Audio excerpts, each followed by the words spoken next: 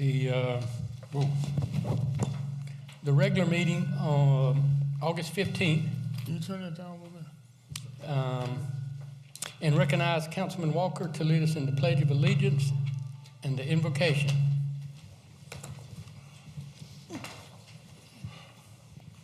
I pledge allegiance to To the flag of the United States of America and to the republic for which it stands, one nation, under God, indivisible, with liberty and justice for all. Dear Lord, bless this council and the decisions that we make tonight, that it's in the best interest of the town of Irmo and the citizens of Irmo. And take care of all of our children and service people that are in harm's way overseas. And pray for everybody in Charlottesville, Virginia, that they can heal themselves and become a community again and whole. Amen. Amen. Amen.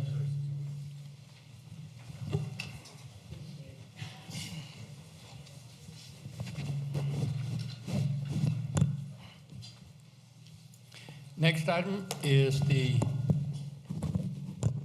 reading of the, is that good?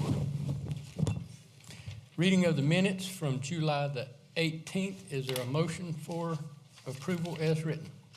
So moved. Is there a second? Okay. Any discussion? Seeing none, all in favor then of the minutes being approved as written, do so with show of hands. Next is the administrative briefing. Mr. Brown, anything you want to add? May I ask a question, Mr. Brown? Are you going to close early or not on the 21st? Right now, I'm not planning on it, no, ma'am. Okay. Well, if you decide to do it, we all agree. Any other questions of Mr. Brown on the briefing? Seeing none, next is the code enforcement update.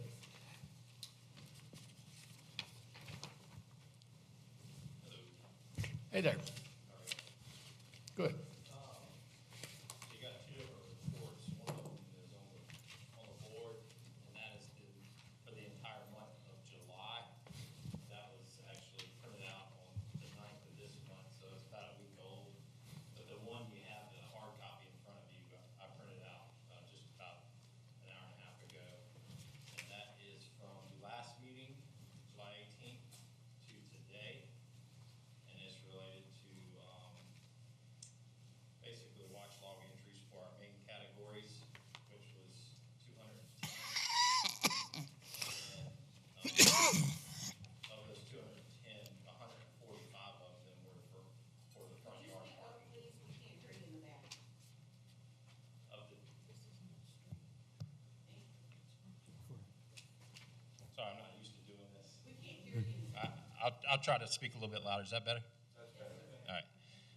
Of the 210 watch log entries, there were 145 for the front yard parking ordinance, and that was from the July 18th to the August 15th dates. Just a couple key things right now for code enforcement. Well, there are some strategies in place that the chief and the captain command staff have come up with for code enforcement and the police department to proactively enforce the rental standards. So we're actually going after that. We're trying to educate the community not only rental standards, but with the roll cart ordinance, with trash being switched over, and now there's multiple days. We think that some of the community doesn't realize that you can't leave your roll cart out by the curb. I probably don't remember what days were. Right, and it was easy. It was pretty easy when it was just one day, because we knew, you know, if it was Friday or Saturday and we saw it out there, it was in violation. But now we have a list we go by. We have to look at the address and determine what day is their trash comes. And the ordinance says you have to, you can't put it out before 7 p.m. the day before, and then it's supposed to be picked up from the curb the day of trash pickup at 7 p.m. So we're going to try to educate that without enforcement. Try to get with the public on that, the community. And then there's a couple other things to highlight. One of them is on the agenda. I don't know how much you want me to go into it or wait, but it has to do with a fireworks situation that we're dealing with right now in the Parlock and Twisted Hill area. The defendant in that case has asked for a jury trial, so I think we may need to look to the attorney. I don't know if you have any questions about that, but that jury trial is not going to happen anytime soon, so I don't know how much I can talk about that.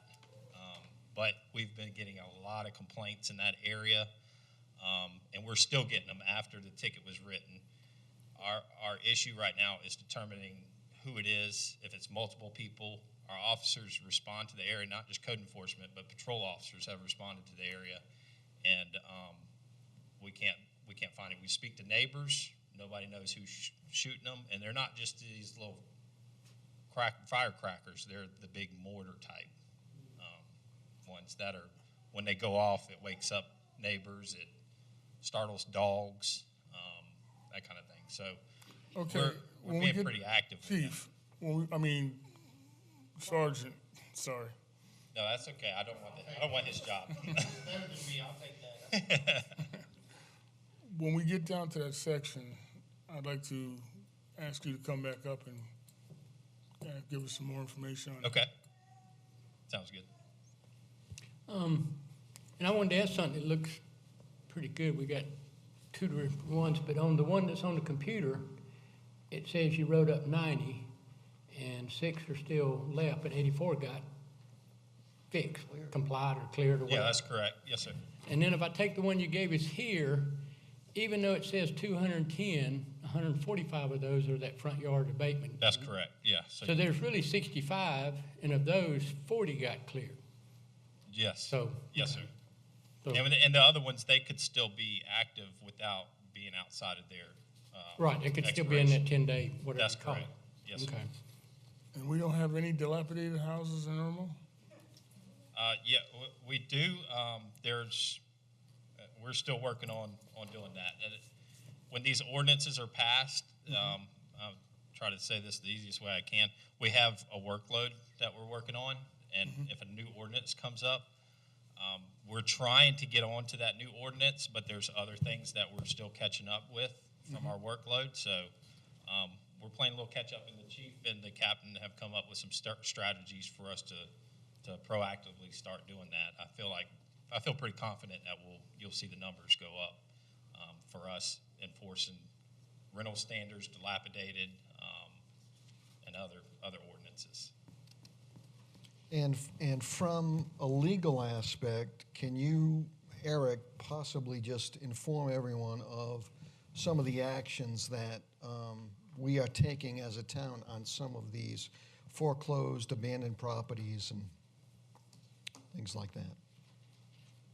From a legal standpoint, when we find ourselves in a position where we need basically the direction of council as to how we want to go forward with, a lot of what you're talking about are properties like the Royal Tower property. I think everybody that I get emails about once every 3 or 4 months on that.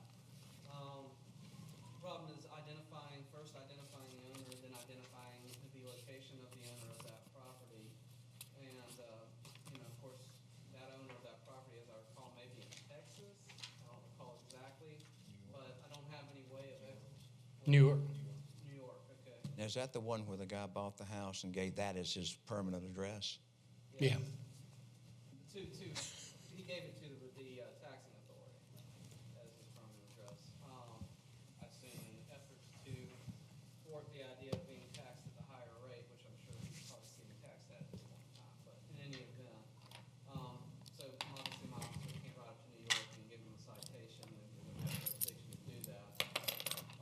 We can write letters, but from a legal standpoint, we have to make a determination whether or not the town wants to move to civil action to declare the property a nuisance and then get the right to go in, bulldoze the thing, and put a lien on the property for the cost of doing that. I mean, and all of that is time and money intensive. I'm happy to do it, but there is a cost to it. How much? I don't have any earthly idea how much it would cost to bulldoze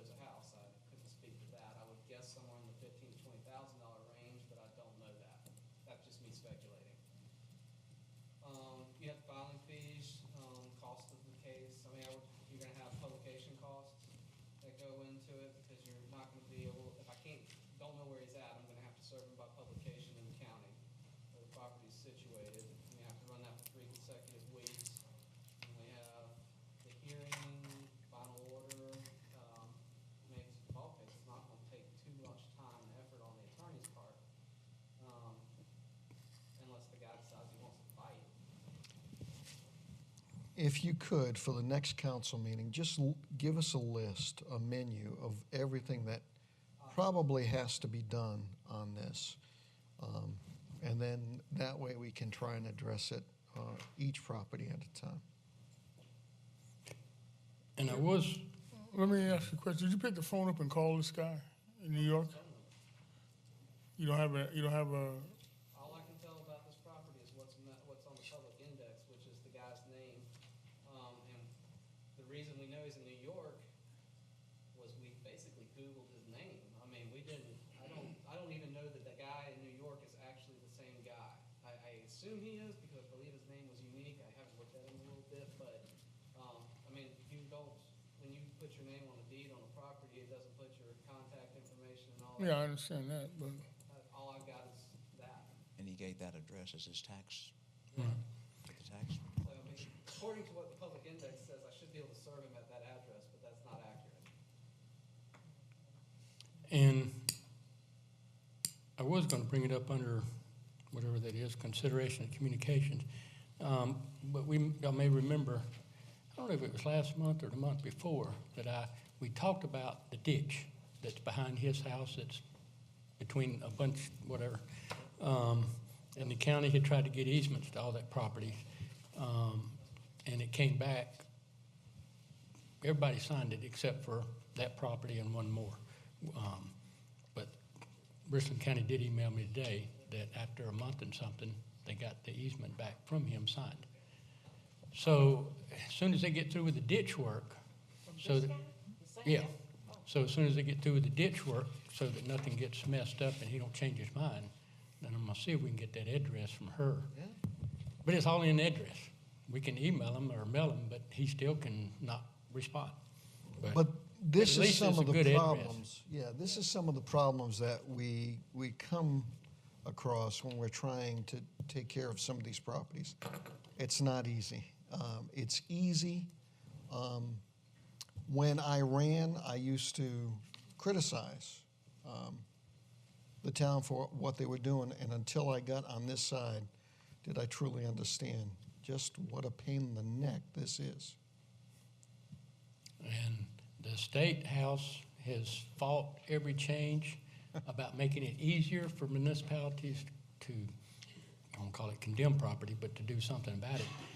They haven't changed any of that stuff, and they still don't. And so it's still very time-consuming and slow and probably not going to change. But any other questions, Sergeant Dale? Thank you. Thank you. Thank you, Bob. Next is amendments to the agenda. Any amendments to the agenda? Seeing none. Next is a consideration of communications, and we have a presentation by the Bowman families, and okay.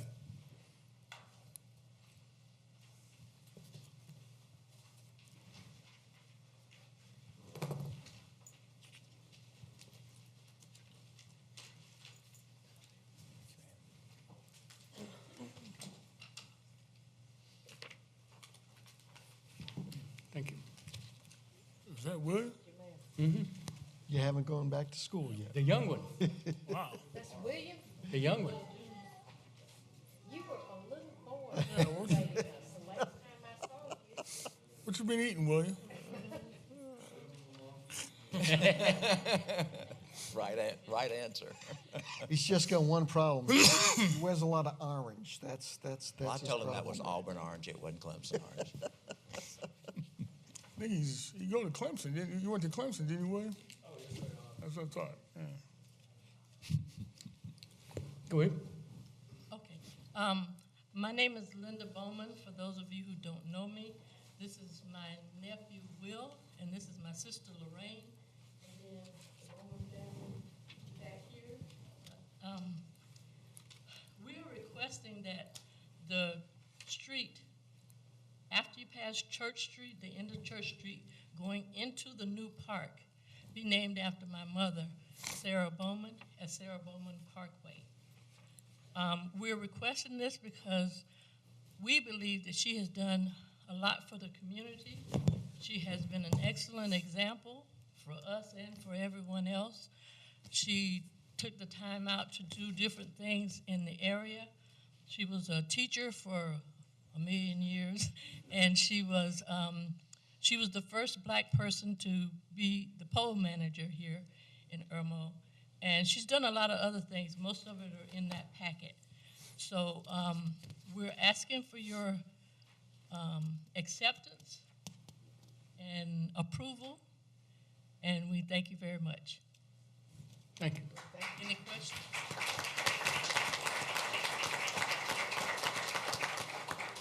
Y'all have any questions? No, I knew Ms. Bowman well. And like this one thing here says, Church Street Dynamo. That's good. Yep, Amen. thank you. Thank you. And next, any other considerations of communications? Yeah, I have something. We, at our last meeting, there was somebody who came up with a great idea of live streaming our meeting via Facebook. And I believe if you pull up the Citizens from Irmo page tonight, there's somebody live streaming it out there now. I don't know how they're doing it. That technology, oh, you are doing it back there. Okay, hey, how you doing? At any rate, we have the ability in our system to do that, but it's going to cost a couple of dollars for us to do that. In other words, to be able to live stream it for the full marathon meetings that we have here, not just 30 minutes or so. I'd like for us to take a look at that. I don't know if we can get it this year, or what do you think, Bob? I mean, the equipment's already in place. It's just I guess you call it a hosting fee. Mm-hmm. To be able to get it live streamed to the internet, and $200 a month is the one rate I've got where you have to advertise it to see if we can get a better rate. But and there would be unlimited data, so we could live stream everything we wanted, all the meetings in here, if we so choose. And it doesn't matter how long the meetings are. In Facebook, we can only live stream 30 minutes at a time. Mm-hmm. I think that would certainly help with the communication question that came up last couple of weeks. People are saying that they want to be able to see us. Well, as a matter of fact, I got an email from a lady a few minutes ago asking if the meeting was going to be live streamed. And it is. If you go to the Citizens from Irmo, she can see it. But I wanted to do it from us through our website via our Facebook page so that I guess Kay over there can work her magic and do more close-ups of everybody and see everybody on live stream.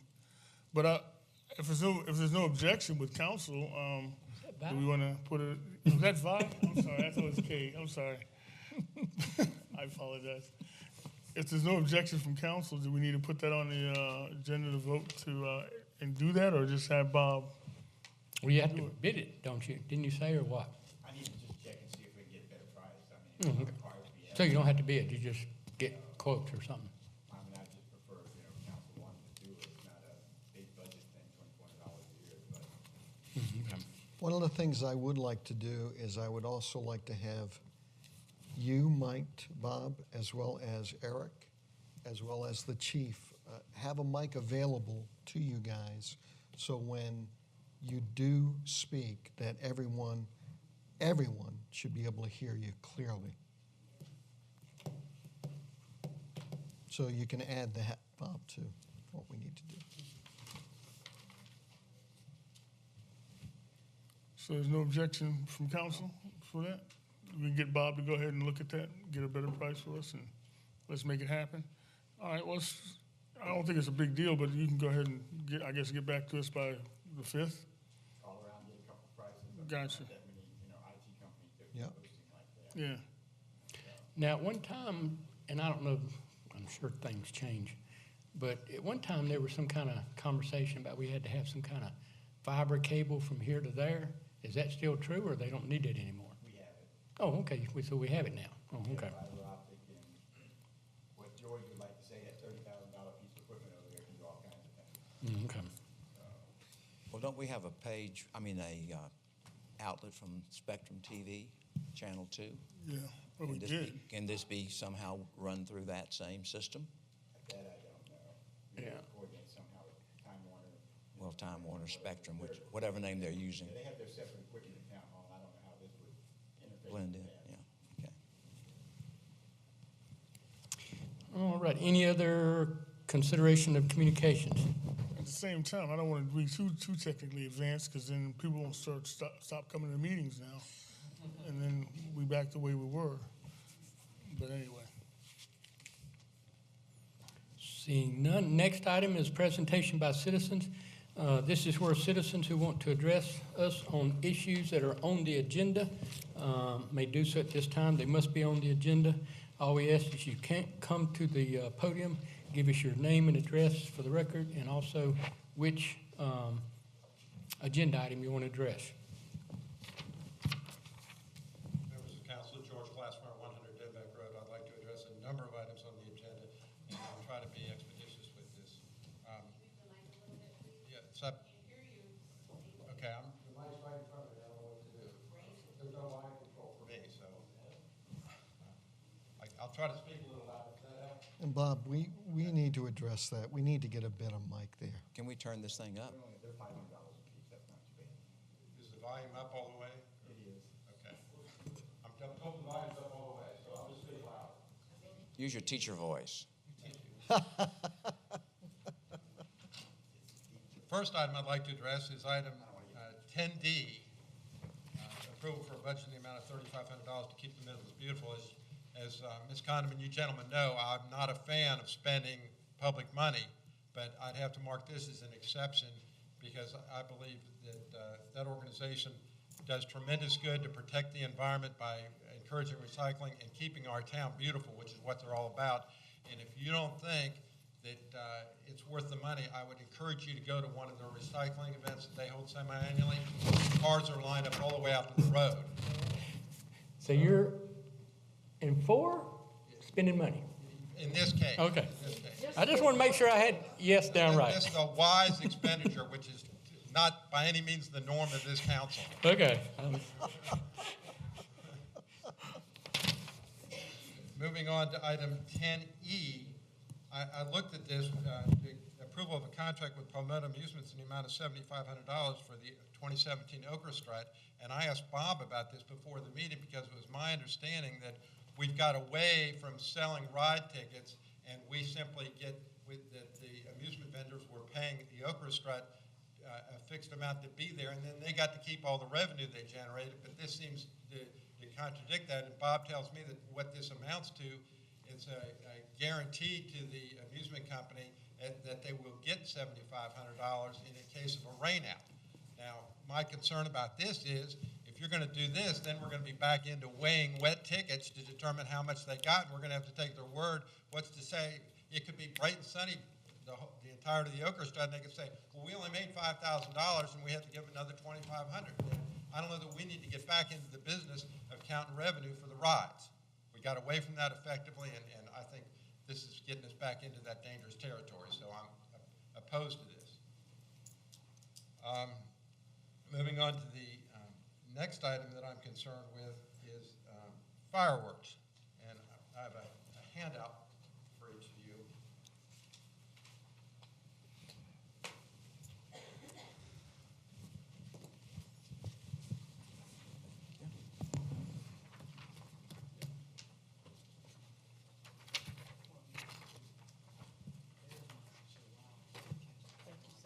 Thank you, sir.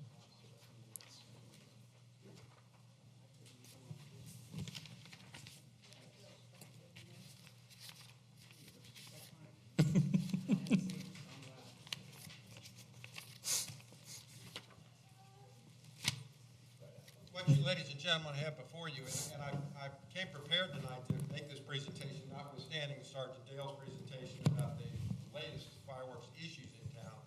But what you have before you is the town ordinance regarding the use of fireworks as it appeared on the town website today. And I have to tell you, in my 20 years as a lawyer, I don't know that I've ever seen a piece of legislation drafted as poorly as this one is. It's a disaster.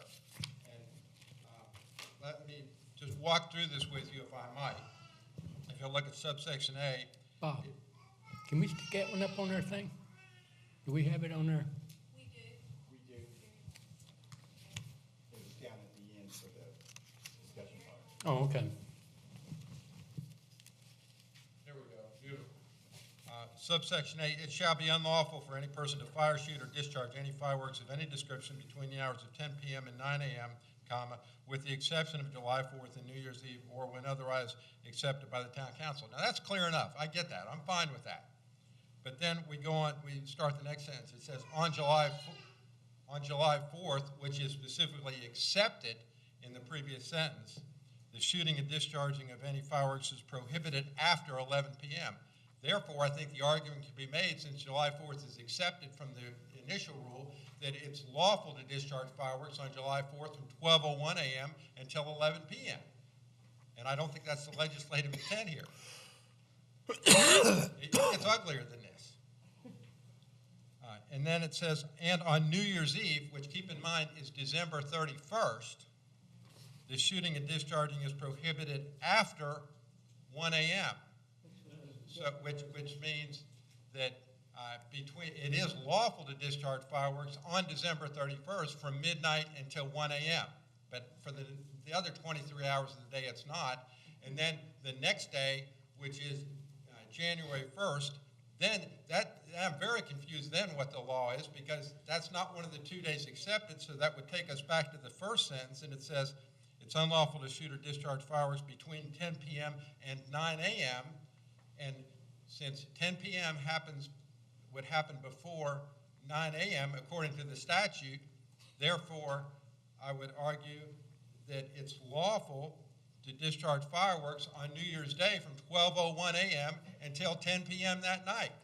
So on New Year's Day at 3:30 in the morning, I could be discharging fireworks in my front yard, and the neighbor complained the police can't do anything about it because it's not unlawful under this ordinance.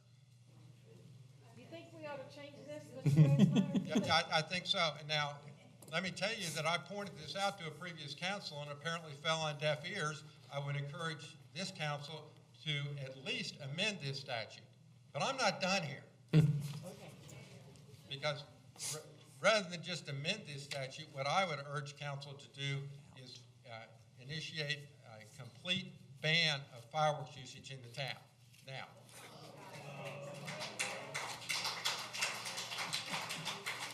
let me tell you why. First of all, from a personal perspective, I've got a couple of dogs, and every year on July the 4th and January the 1st and December 31st, they're scared to death for about 8 or 10 hours and won't go outside. Now, I'm sure other people in town have dogs and may have the same problem.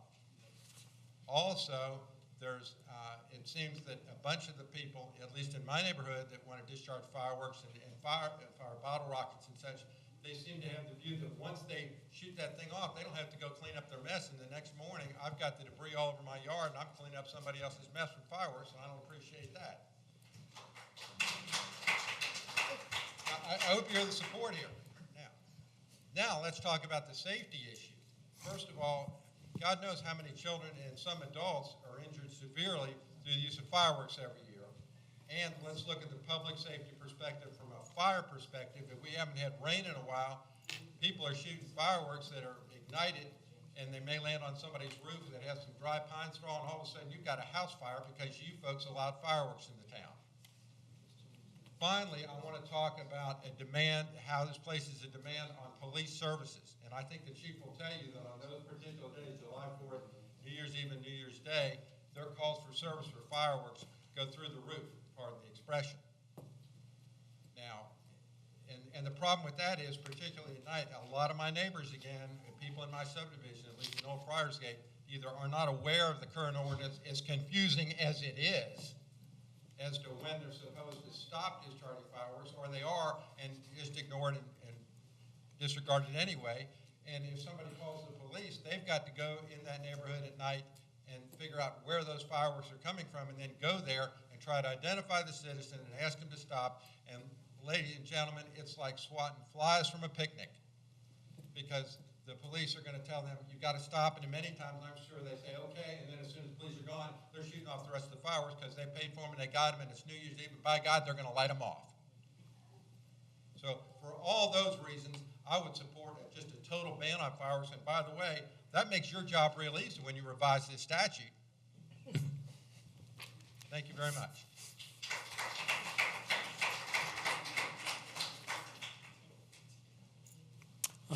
Anyone else?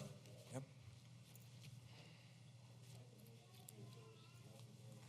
My name is John Gresham. I own the home at 501 Parlock and currently reside at 504 Parlock.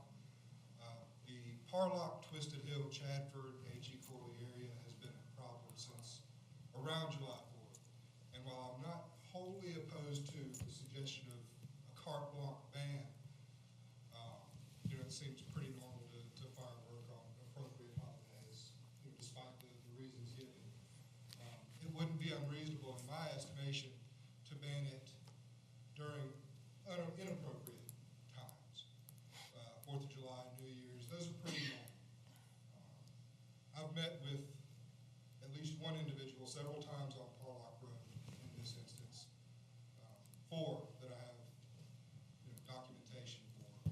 One instance that I was given for fireworks being discharged was his father died, which that doesn't seem fireworks worthy, but who am I to judge? I like my dad, so.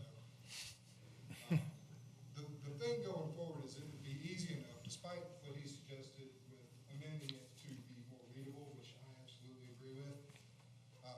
It would be simple enough to amend it to say, this legislation does not supersede the noise ordinance. That seems like a super easy thing to add in there. Because right now what you've got is you've got a noise ordinance and a fireworks ordinance that don't have a totem pole. They're effectively on the same level.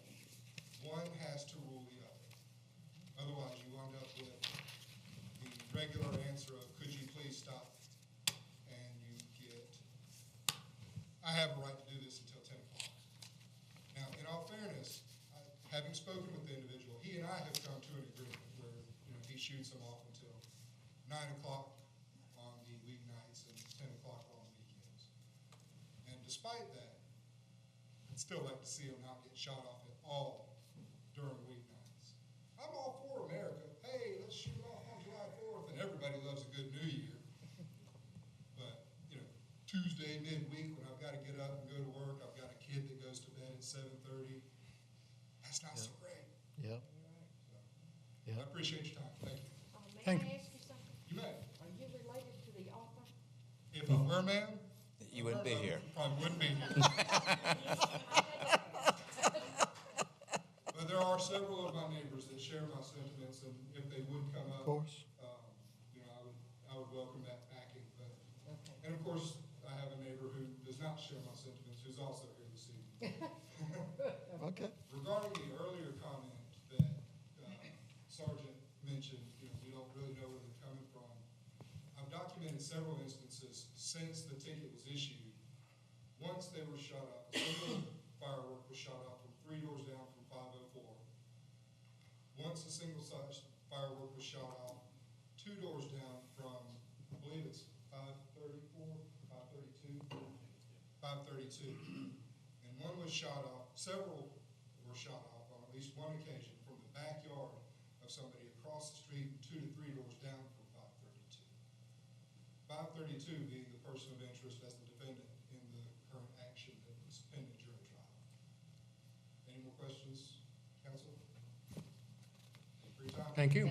Thank you. Well, am I reading this thing wrong, or does it say it's unlawful for anybody to fire a firework between the hours of 10 p.m. and 9 a.m., which means we can start shooting fireworks right now Yes. until 10 o'clock tonight? Yes. So they can shoot them 365 days a Yeah. year. From 9 a.m. And this was passed in 1985 and then amended in Yeah. 2006. That's why we've tried to change some of these things. And in 2006, I thought we changed it even more. No, it came up one other Don't say time, but we we, I did wasn't change it. here. But yeah, some of us up here are guilty for this. I think we understood what was being passed at the time, but I But it was probably adaptable to whatever was been brought up at the time too. We're which I don't- holding up this gentleman. Yeah. Go ahead. My name is Andrew Gresham, and I just want to carbon copy what John Gresham said. Thank you. Thank you. I know that y'all know me. I'm Patricia Witt, and I live at 213 Minehead Road, and I've lived there for 17 years, and I love Irmo.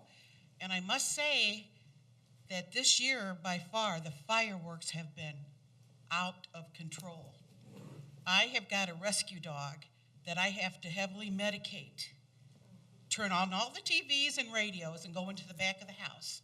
So I'm waiting at any time for the police to knock on my door and tell me you're disturbing the peace. But what I'd like to say is, I don't think that anyone objects to fireworks within reason. Why can't they go out into a field or out to anywhere, but not in a residential area? And I was suffering from several surgeries earlier this year. I did get in my car on a Friday night. I drove over to Parlock where I could see him coming up, and there was a gentleman standing there, and I said, "Sir, are you letting off fireworks?" And he said, "Yes, ma'am, and I can do it till 10. I said, "I know you can," but I said, "I'm trying to recover from surgery." And a lady stuck her head in my window and said, "Get over it, lady, take a pain pill." And I was very offended because I thought, you know what? I was nice to you, just came over and said, I'm trying to recover from surgery. And like I said, the people that are around Friars Gate School and Parlock are getting the brunt of it. And people that maybe live over on the other side, they're not getting it. But I'm telling you that this has started almost since May. And today, at 4 o'clock, I was in my home, and somebody come by with a great big, and they're mortars. They are not little sparklers. And my poor dog, he will not go outside for 3 days after it happens. And I have to go outside with him. And he's so afraid anytime he hears anything, a gunshot or any kind of thing. And it's just pitiful that no animal or no person should have to live like that. Because this is America, the land of the free and the brave. Why can't we have peace and quiet in our home? Let them go out to the field. Let them blow off their eyes and nose and ears. I don't care. But don't come in my yard and do it and disturb me. That's all I'd like to say. Thank you. You said 4 o'clock? Ms. Witt, you said it was at 4 o'clock today? Yes, at 4 o'clock. This afternoon? Came by somebody in a car, came right by my house Unbelievable. and put it right out there. Does your dog react to thunder and lightning? My dog has got a thunder shirt. Okay, I was going to He takes suggest. medication. We bought one but for it's ours. it's just pitiful. It doesn't work. People have got animals, and you know what? Animals are part of your family. The Yes, people ma'am. that have animals know what I'm talking about. I do. Ms. Witt, you do have a right to peaceful enjoyment of your property. That's what I'm saying. It does. Why would somebody shoot off fireworks at 4 o'clock? I mean, is it dark? I could tell you, but I can't do it now. It's all day.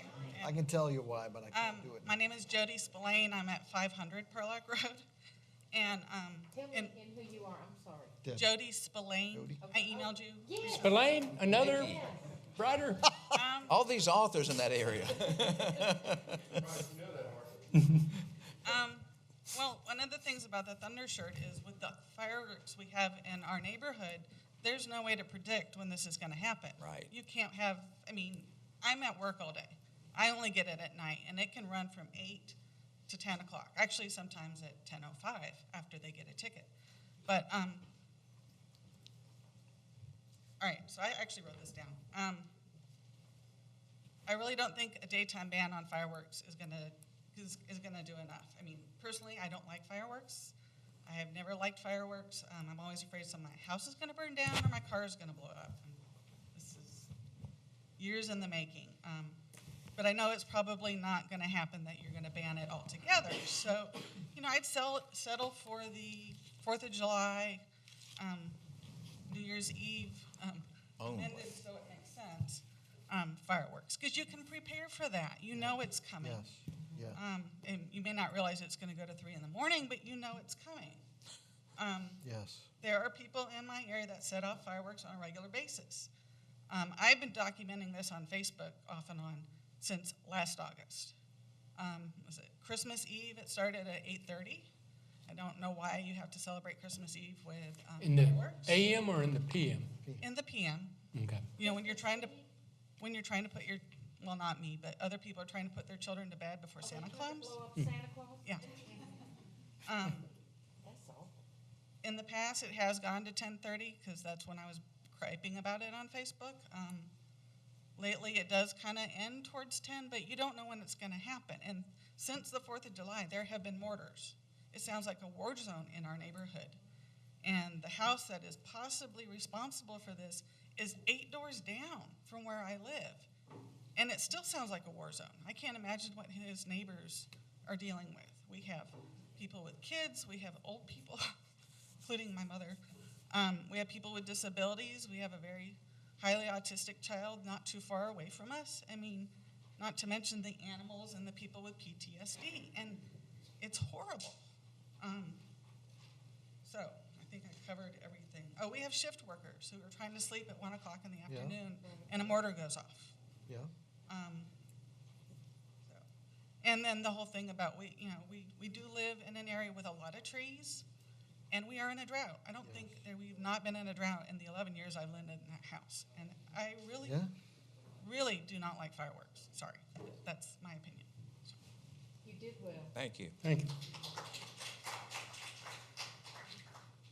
Deanna Kuhn at 407 West Royal Tower Drive, which I'm right around the corner from Parlock. And I hear the fireworks all the time go What off. was the name again? Deanna Kuhn, DeAnnekon.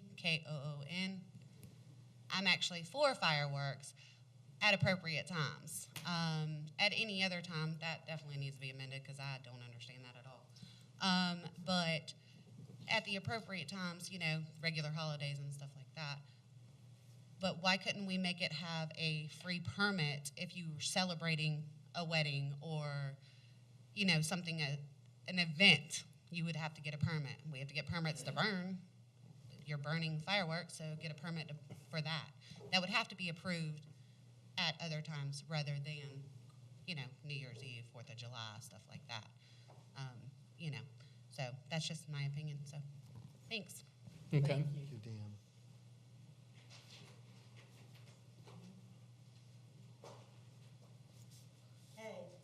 Elizabeth Keller, Coatesworth. Good to see you out. Well, that isn't why I came about fireworks. I love them. I used to blow up mailboxes in my day with cherry bombs. I had a good time doing it. That was the good old days. When I could walk and breathe, I blew up mailboxes. But let me say this. I've lived here 43 years. This is about the worst I've ever seen it. And you got your work cut out for you. I don't know what you're going to do about it. It's funny because it's written very poorly, teaching English all my life. I've never seen anything written like that. George, you're right. It means that I can go out now and get me a cherry bomb and blow you to kingdom come right now. If I could breathe, I'd do it. I think they're illegal. However, yes, you can do it anytime, right, Julius? Crazy. But it is the worst I've ever seen it. We're going to rewrite it, Ms. Keller. Yeah, absolutely. Absolutely. I don't know how you're going to rewrite it, and I don't know how you're going to fix the problem. People don't clean up after themselves. They don't care. Yeah. They shoot it in your yard. You go over and tell them to come get their stuff, and they don't do it. People are different now than they used to be. They don't care about neighborhoods. That's right. They don't care what they look like. That's right. They don't care what you say to them. I bless them all out, but they don't listen. I don't suppose I can tell what I really came here for, Bob, can I? Oh, sure you can. I can? Because I can't wait the presentation by citizens. I go to bed early. Yeah. Oh, it's not on the agenda? No, I It can't. have to be after. Let's wait till after. Okay. I have plenty to say, but I can't. I'll tell y'all Stay later. up tonight. Stay up late? I can't do that. Well, maybe we'll get out here early, maybe. But anyway, you got to rewrite this. I don't know what you're going to do. I don't know how you give people manners. 43 years living here, I've never seen it as bad. They're right. people don't have any respect for others. They start shooting them too before it gets dark. What's the reason for that? What's a good bottle rocket and you can't see it? So I don't understand. I don't know what you're going to do. But you better start on it soon, because they don't have any reason for shooting it. They shoot it when it's not even an occasion. Ms. So Keller, it starts tonight. it starts tonight. And I don't know what to tell you. Julius, you taught school as long as I have. Do something. Good luck to you. Thank you. Thank you.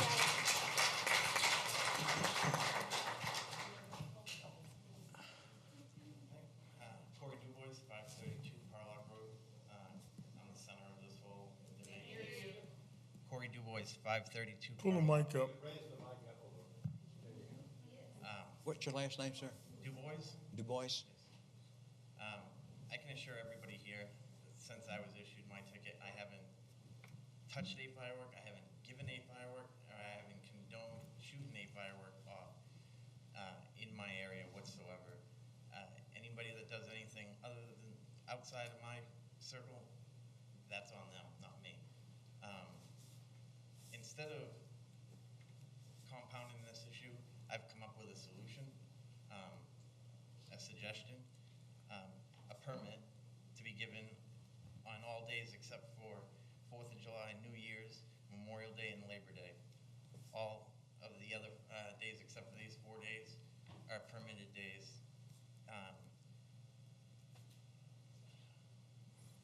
What was those days? New Year's, 4th? New Year's, 4th of July, Memorial Day, and Labor Day, 4 days out of the year.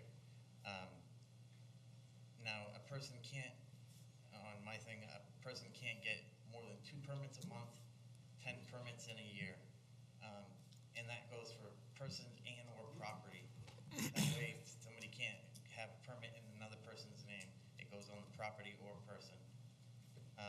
And anything other than artilleries are permitted on the permitted days.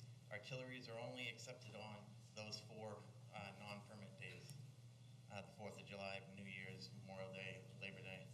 How about you email that to us? What's that? Can you email that to us? Yes, yes I can. You got our email addresses, right? And no firework should be permitted that exceeds 500 grams total weight, 1.4 grams of black powder, and artilleries are 5-inch shells, 60 grams. Nothing over that is legal. So, And you'll email that to us too? yes. Okay, thank you. So, I mean, and I also suggest that I do a demonstration maybe at the Okra Strut. That way we can have a judgment on what is excessive, what it may not be excessive. I can go from all the way to daytime stuff, all the way up to the artilleries that are legal in this state. That way we can determine maybe a range. Do you sell fireworks or something? I work at a fireworks store. Oh, okay. So you're in the business of pyrotechnics or whatever. I guess you could say that, yeah. All right. So this is just a question. I don't know if it's appropriate to ask it now, but because we're going to discuss this in a little bit. But what would be the reasoning for you to shoot off fireworks every night of the week? I don't shoot them off every night. No. What you did in the past? That's why you got the No, I ticket, haven't. right? Isn't that why you got the ticket? No, I haven't. Well, let me ask you a question. All right, Any fireworks let's let that him goes off speak. in my neighborhood, I'm getting blamed for it. No, let me ask you a question. What would the reasoning be to shoot off a mortar at 4 o'clock in the afternoon? There isn't one. There isn't That's one? why I'm You saying. can't see it, right? That's why I'm saying that they're not permitted until those 4 days. I understand, but I just want to understand what would the reasoning be for somebody to shoot off a firework when it's not dark? There's fireworks that you can enjoy during the day. When it's not dark? Yes. Okay, see, I didn't know that. There's That's why I need. 500-gram cakes that have color and banners that come down with it. It's called Captain America. Mm-hmm. It has color streams and American flags that come down with a parachute. And you can see that like right now. We don't have to be. You can see it in the middle of the day. That's what it's Okay. for. And they make those little spinner things and the little Yeah. snake things that the kids use too. A range of fireworks, from daytime all the way up until nighttime. That's why I suggest the demonstration of all of these different ones. That way, you guys can see the vast variety. Well, you get with that guy back there in the orchestra, and they Yeah, can and do it. well, That's a good idea. get with Bob here, give him your telephone number and email. He can give you his email, and you can email that stuff to him. And then y'all can talk about that Artillery rounds make a lot of orchestra thing. light. It's like fireworks. I don't know what our insurance and all that, but we'd have to, and the people, and we can talk, we can figure it out. And I would donate all of them. I would ask my employer if he would donate all the fireworks. Okay. Anything else? Oh, We okay. appreciate the information. Thank you.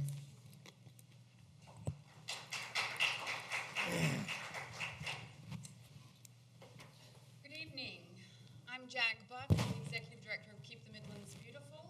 So I'll talk a little bit about something else. But I really appreciate Mr. Glassmeyer's compliment earlier. So I'll just go ahead right now and pass him a review and a donation form.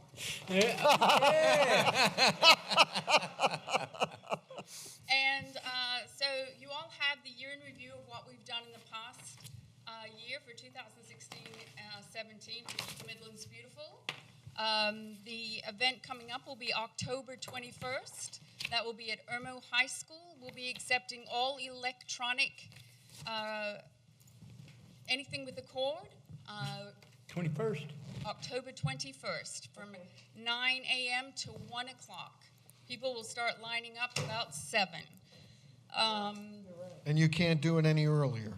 I'm actually going to talk to the county to see whether or not we can get it open at 8, because I think 9's too late. I must tell you, there are so many people who have asked me, what do I do? What do I Trust me. do? What do I do? When WLTX did it, people were all the way out. No, LTX didn't Coming. do it. We did it. No, And I'm not talking It about yours. was When they did Richland. it a couple of years ago. Yeah, and it was always us at Richland County at the fairground.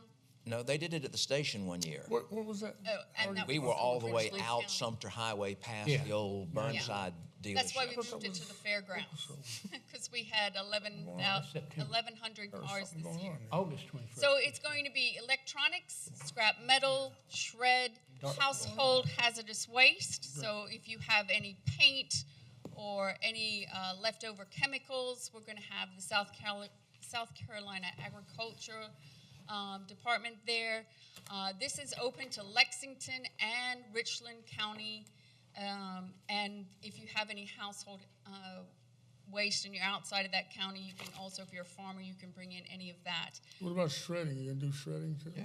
Yes, sir? Yeah. The shred event? Yeah, you can bring up to 8 tires per vehicle. Wow. So if you have tires or 8 know tires of per- somebody, Oh, you mean in the line? Every- that's yeah. right. So don't bring a trailer full of 30 tires.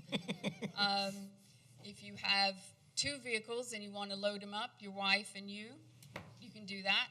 But we're trying to get as many tires that are left out in the community because they are a breeding ground for mosquitoes. We have, had some detection of the West Nile virus, so let's get as many of those tires out of the area as possible. I think we'll also have cooking oils, so if you have cooking oil at home and you want to get that, all of it will be on Keep the Midlands Beautiful website. If I get the time changed to earlier, I will update you on that. And then we will have another event in the spring. And I will give you the date for that also. My take on the fireworks, Keep the Midlands Beautiful would be against those mortar things because things go up in the sky, they come down, and people don't clean up after them. We have 380 groups that go out quarterly and clean up all the time. We clean up constantly. After the July 4th events, we're cleaning up fireworks mess and constantly throughout the year. The capital city Mary and Matria's club spends millions of dollars each year to burn up your hospitality tax in fireworks, which is absolutely a disaster because all that money could be spent, on great things. But y'all celebrate 4th of July and you just put up all of that money in fireworks and spend millions of dollars each year to do that. So there's lots of opportunities to go and watch fireworks. Lots of people put on great events each year to music. You can have that opportunity. New Year's Eve, you can have the downtown events. Certainly not against, you celebrating your 4th of July and your events at New Year's Eve, but there is certainly enough litter around that we do not need to add to it. Anybody else have any questions? Where's it fall at again? Pardon me? Where's the location of it fall? At Irmo High School. There's a question in the back. Yeah. Will you be taking gas this time? Won't take gas, please. I have years worth of lawn on gas. Where am I supposed to take it? Call me to the office tomorrow. I'll give you some information on that. We'll have to get you everything back. The times for the fall tournament? 9 to 1. Jackie, if I can just say that I know you're doing this biannually. If you could ever find a way to do it quarterly, it would really help. And We do lots of other events in Chapin. I've got one September 9th in Swansea. We have one that's over in Lexington. It's just not right here in your backyard. We can't do them quarterly in Irmo. Understood. Because we cover the Midlands. Yep. Remember, we're 2 employees that keep the Midlands beautiful. And so we switch around and we've got to cover, Richland County and Lexington County. If you go on Keep the Midlands Beautiful and sign up for the newsletter, it's free. It'll tell you where these events are. Like September 9th, we're in Swansea and we're taking, all the same things. So, if you've got, like I said, 38 tires you want to get rid of, and we're only going to take 8 here in Irmo, you can, like I said, get your husband, get your wife, get your son if he drives, and turn up with 3 cars. Sure. There's going to be a wait. You have to bring your patience. I've been blessed out so many times at these events, these free events for these at these things, but we're trying to keep these things out of the landfill, out of the side of the road, and most importantly, we're trying to get these things recycled. What you need to know is all of these computers and things like that go to these plants. They get torn down, they get recycled, and they'll come back in different usage. So it's a great thing for the environment. It's a great thing for us as a community to support these events when they come along. You do a great job, Jackie. You do.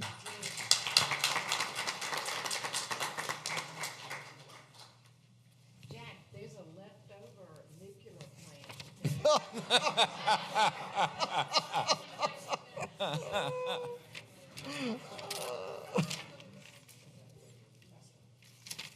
Good evening. My name is Carrie Beatty. I live at 184 Twisted Hill Road, and my companions have urged me to come and speak to you about my personal physical pain. I came home from work today with a migraine. Excuse me, is this on the agenda? Oh, it's about the fireworks. Oh, okay. I just wanted to confirm what the lady said What was earlier. your address that- again, that please? There was a mortar that went off this afternoon. On July the 10th, I had dental surgery. What was the address he was wanting to know? 184 Twisted Hill Road. Okay. So it's not just 1 or 2 people. There are many of us who would prefer that there not be fireworks on just any old day. We would say that we already have a community fireworks display at Lake Murray on 4th of July. How much of this is necessary? It does make a mess. It does cause physical pain. It does traumatize small children and animals. And I'm wondering, why? Why are we doing this? Thank you. Thank you, Kate. Thank you. And don't forget Fort Jackson, your tax dollars at work.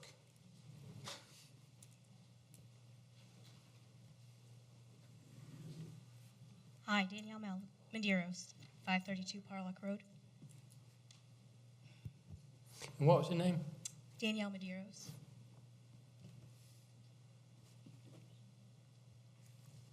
No matter what, at the end of the day, we're not going to be able to make everybody happy.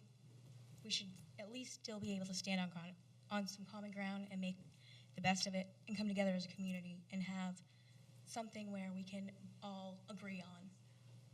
To just say yes or no to allowing to discharge fireworks in the town of Irmo is to say your rights are better than mine or more important than mine, as mine would be for yours. The fireworks range as far as nothing, no noise, no color. They're just fun. They do things for the kids when you're getting ready to start off with the bigger ones. It's more so as the noise that bothers everybody and their dogs. Everybody had great points. Their dogs have issues with the fireworks, thunder and lightning. Some lady brought up autism in one of their neighbors. My nephew is staying with us, and he's autistic. He enjoys them, or he isn't in the mood and you won't watch them. To him, it doesn't matter. With everybody in their house and their circumstances, it's going to be different, and we're all going to view it different. It's how we look at it and what we get out of the enjoyment, and when we watch them or we hear them. I do think that they should be more regulated as far as having permits and having, on the holidays, you don't have to have a permit, but the rest of the year you should. And have a limit to your permits, or everybody's just going to have, oh, let's have fun this weekend, and we'll have a barbecue, and let's get a permit. So it would still be going on. So they need to be not just get one because you want to whenever, like a limit on as far as how many you can have per year. However many people agree on it, you're always going to have one or two that are still going to disagree and not agree with the whole thing and have an issue with it. There's not anybody that I know is going to agree with 100% with what I agree with, nor would I agree with 100% of what you want. But that makes us all different, and our rights are all equal. We just need to find somewhere where we can compromise and come together and agree on it. And yes, I think that we should have a demonstration for the orchestra so we can see as far as what there is out there that is not noisy or is noisy. Because with mortars, like they say, it's not just about the mortars, it's technically in the story, it's artillery shells. So you have your festival balls. They're small. They're going to go up. They'll have a little bit of color and a little bit of noise. But then they get bigger, and then you have a variety of if they're going to have a single shot or they're going to have double, triple, and they go all the way up to 6 shots at a time. And that's where your noise comes in. But you might not like the 5-shot, but your neighbor 2 doors down doesn't like even the doubles. So it just depends on all that. And so having more of a demonstration of what everything does and more of an idea of like smaller ones where we have the 60 grams, 4-inch and 5-inch, but the 5-inch are louder than the 4-inch. It's all determines like for each individual section for what you're lighting off is going to have either no noise or a lot of noise. Everything is different. It's just it's more than just it makes noise or it doesn't make noise. They all make noise and they all don't. It's just which one you prefer for the purpose. I don't think the issue is that, it makes noise all the time. I think the issue is the time of day that y'all are shooting them off. That's what I'm hearing. I mean, I might be misunderstanding it. If it makes noise and you shoot them off at, 10 o'clock at night and stop, that's one thing. But if it makes noise and you're shooting them off at midnight or 3 o'clock in the morning or 4 o'clock in the afternoon, that's another issue. You see what I'm saying? No, I do see what you're saying. So at 4 o'clock in the afternoon, me and my daughter like to go out and just set off a few fountains, or we'll do the little ground spinners that's just spin around the ground and they do color. And some of the fountains will crackle and snap and pop. Some of them are a little bit louder than the others, but they're booming explosions in the sky. But they are noisy, and we have had someone come down and say, are you almost done? Well, what time are you doing it? What time are you shooting them off? It's like around, it starts to get dark, like right after dinner, around 5:30 we start. And then there's been people that have asked if Okay, so 5:30 in the evening you're shooting off fireworks? Is it what you said? Yeah, but we're not shooting them off. It's just everything that they're on the ground. So they just do things. It's stuff that you would do during the day, not necessarily at night where it's going to be color or make noise. I don't get it. to me, making noise is going to go in the air and it's going to explode and have that chest pounding noise. But for some people, I enjoy more the fountains where it just crackles and snaps, and it does different effects. Some are really low to the ground, some go a lot higher than the ground. It's just, that's what I prefer.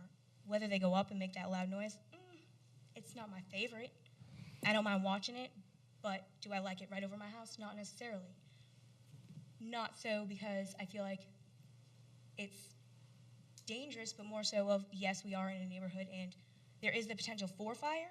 It has happened with my house. With one of You've had a fire at your house because of the fireworks that you've set off. Yes, that I set off, no. I did not set them off. I wasn't even home, and I got a call that they were doing it.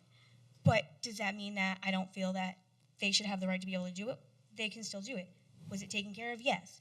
But there is the potential to do that, whether we're doing it in the field or if we're doing it in our neighborhood. You're going to have that. You're setting something on fire, and it's going to explode. Is it going to go in the air and do what it's supposed to do? It might, and it might not. Thank you, Danielle. Thank you.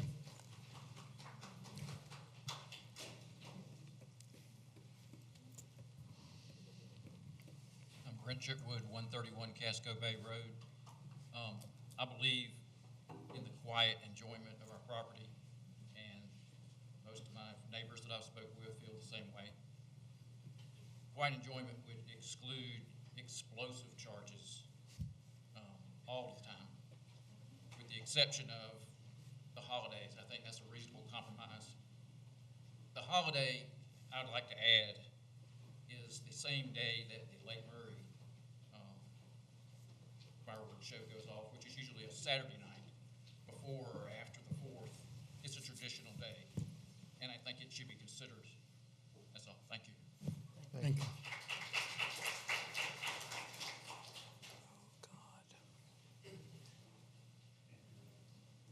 Vernon. Tear up anything here. I'm Vernon Beatty, 184 Twisted Hill Road. Want to more or less echo what Gresham's and wife have said about the fireworks. There have been some inappropriately loud mortars, that sort of thing, that have been set off during the day. A lot of us around Orley and Parlock area heard the one that was set off in about whatever it was, 3:15. Yeah. There's no doubt, that thing was set off. I really do like the idea of having a demonstration that was offered. I really would like to see that, because I think it would give us a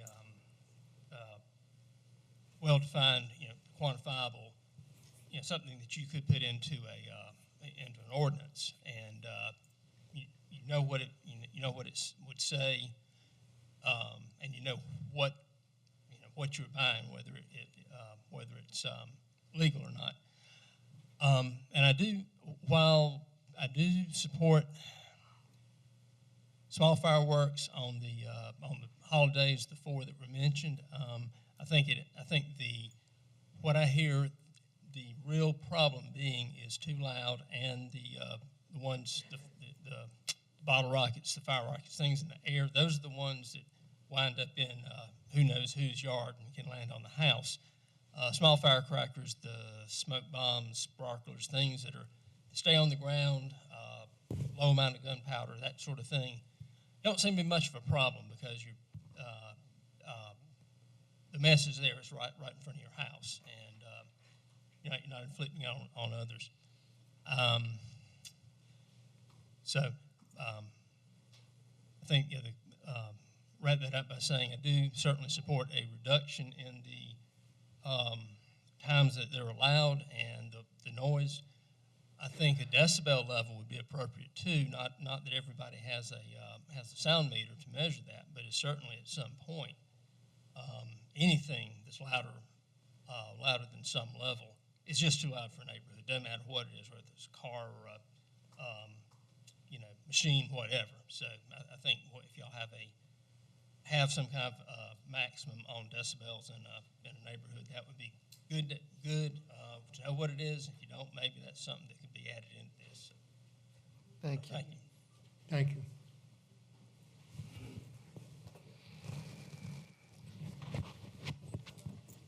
My name's Hannah Othman. I'm at 609 Parlock Road.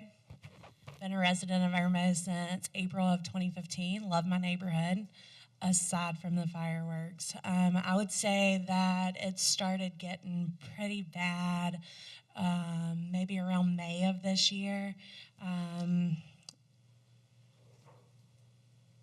I know that people don't want to admit to being spiteful, but I have a message from somebody on a social media platform saying, then we saw it on here, and damn right we shot off more and more. It is our right. Yeah. That alone speaks volumes in the malice of some of the neighbors in our neighborhood. They don't respect others. I like fireworks just as much as the next person, but when it's harmful to my pets, who I rescued, who I took a vow to protect above everything else, that's where I have an issue. I came home. My spouse had surgery one Monday. We left on a Tuesday evening to go pick up some medicine, came back maybe 35 minutes later, and my dog had busted through our front window. I have pictures of it if anybody'd like to see it. It breaks my heart to think, what if we hadn't gotten there earlier? What if he had tried to go through the storm window? I don't think that anybody wants to be the cause of somebody else's heartbreak. As far as the hazards with the fireworks, they are creating debris in other neighbors' yards. There's debris been said to have been on roofs. I do insurance for a living. I know that that would be negligent, but who are you going to charge if it were to cause a fire and nobody's fessing up to these fireworks? It goes on your insurance. And I would hate for my insurance to have to pay for something that I didn't have a part in. I think that during the hours that most people in the neighborhood are at work, the fireworks are going off. He works third shift, so of course he's home during the day. They went off at 1 o'clock one afternoon, and that's when I was done. Had we not been home to take care of the animals, we could have had another crime scene that we came home to. It's different when you can prepare to give your dog Benadryl or give them medicine that's vet prescribed. But when it becomes consistent and you're given to it over and over and over, it's not healthy for them, and it's not fair. You shouldn't have to do that. I would agree with that. You shouldn't have to medicate you. This is ridiculous. I would agree with that. So even with the permit, I think the permit's a great idea. It would definitely cut back on some of it, but even with a permit, it's not going to be a time where the other residents in the community can prepare for it. It's not like thunder. Everybody's comparing this to, well, if your dog doesn't like fireworks, you can prepare for a storm. If you know that a storm's coming, we medicate our dogs for a storm, give them puppy Xanax, really. I just don't, I don't know that the permit would really even, I don't know that that would solve a whole lot in the grand scheme of trying to protect your animals.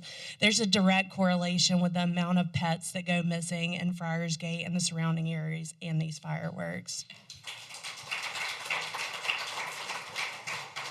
I also have some other letters, if y'all like, from some neighbors that were unable to make it tonight but wanted their voices to be heard. Yeah, we'll take it.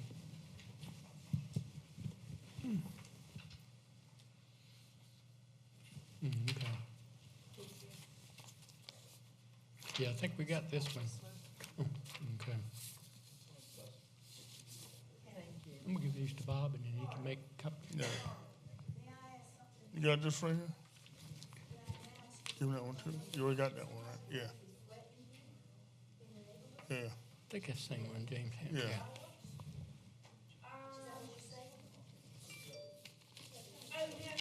This is a statement that was made on the social media platform that said Bob. that once they saw the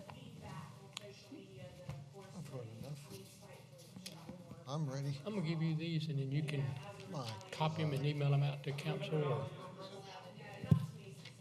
you know what I mean? Can you scan them and just email them out so we can all read them later? Yeah, something like that, yeah.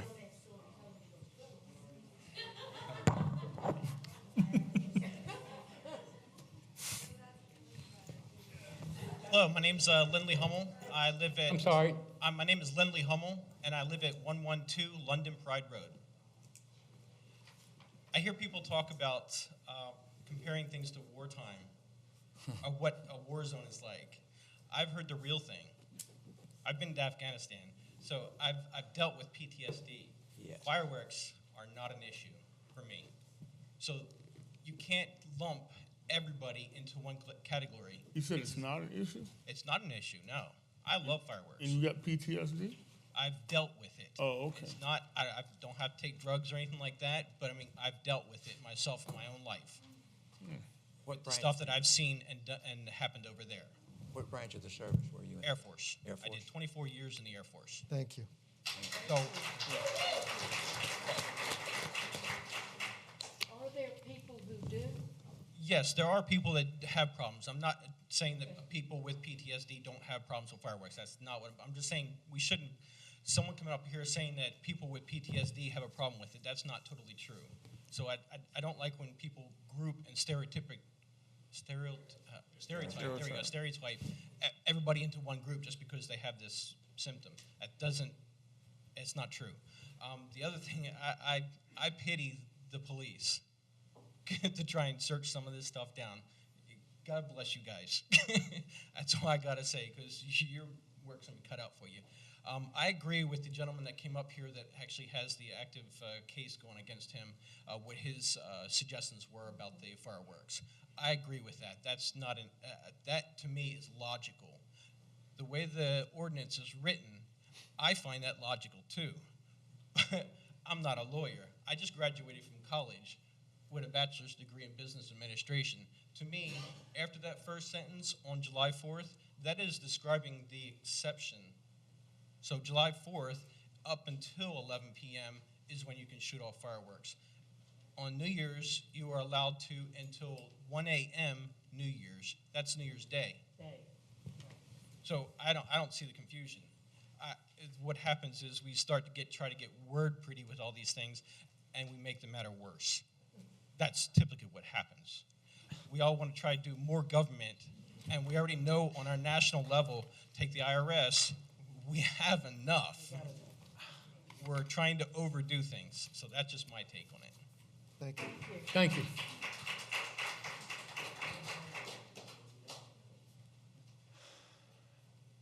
My name is Stephen Johnson, 65 Old Well Road. Something that I've noticed since I've been listening to the whole firework thing, I don't mind fireworks within reason. The only issue I have with them is they do get in my yard. So I think people should be responsible for their trash. I don't know how you would fix that. But it seems to be like everybody that's spoken up here has either been from Twisted Hill or Parlock or something like that. So it seems to be kind of an isolated issue. I don't hear anybody else from any other parts of the neighborhood such as mine. I'm from Old Friarsgate. Oh, Friarsgate? And do you hear the fireworks going off in Parlock? I don't know if it's on Parlock, but I hear it. You must have exceptional hearing, because I'm from 65 Old Well Road, and I don't hear them.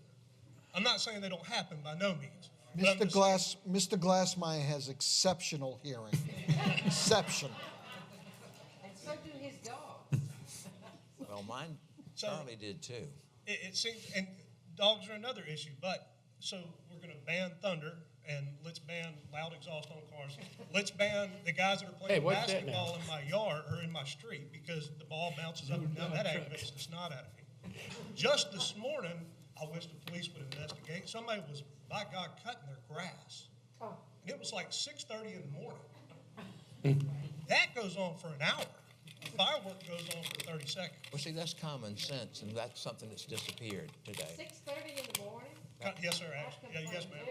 I have a neighbor that does it on Sunday, so, I mean, you know, people just don't. You just can't stop everybody from doing everything. I think it goes back even to the parking issue. Of course, I was here for that meeting, but it goes back to common sense. You know, if you go out there and you shoot $2,500 worth of fireworks off, somebody needs to say something, because that's going to go on for a long, long time.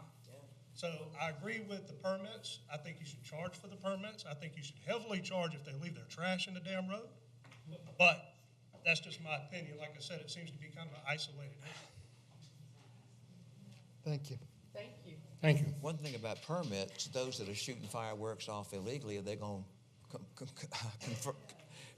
get the permit? No. Then the police will find them, kind of like speeding. If they catch them.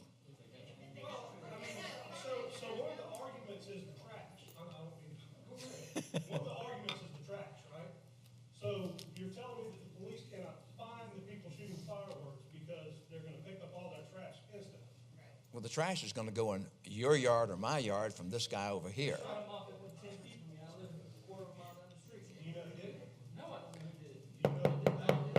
We're gonna let the person at the podium speak. Yeah, I'm Bob Stump, live at 501 Chadford Road.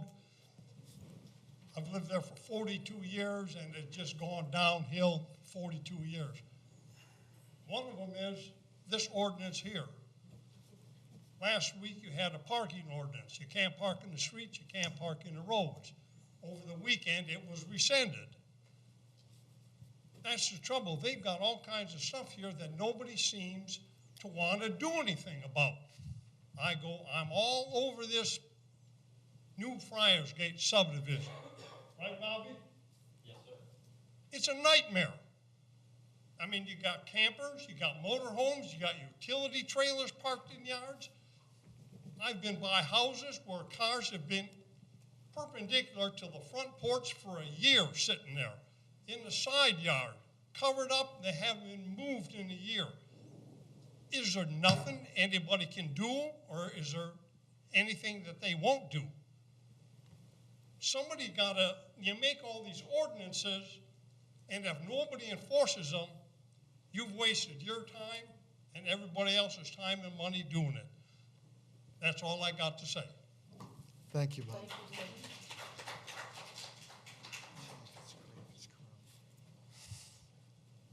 I just wanted to add on that I don't think that the permits would really be appropriate. I don't see what they would do to solve any of the problems of the trash, the noise, the unexpected noise, that sort of thing.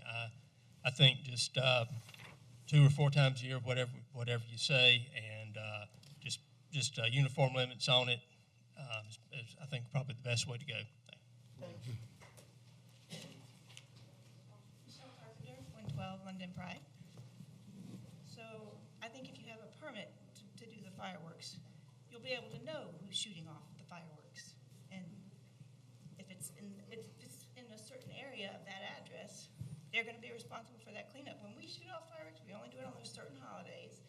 We have a water can out there with us to put out a fire. We clean up all our trash after it's over.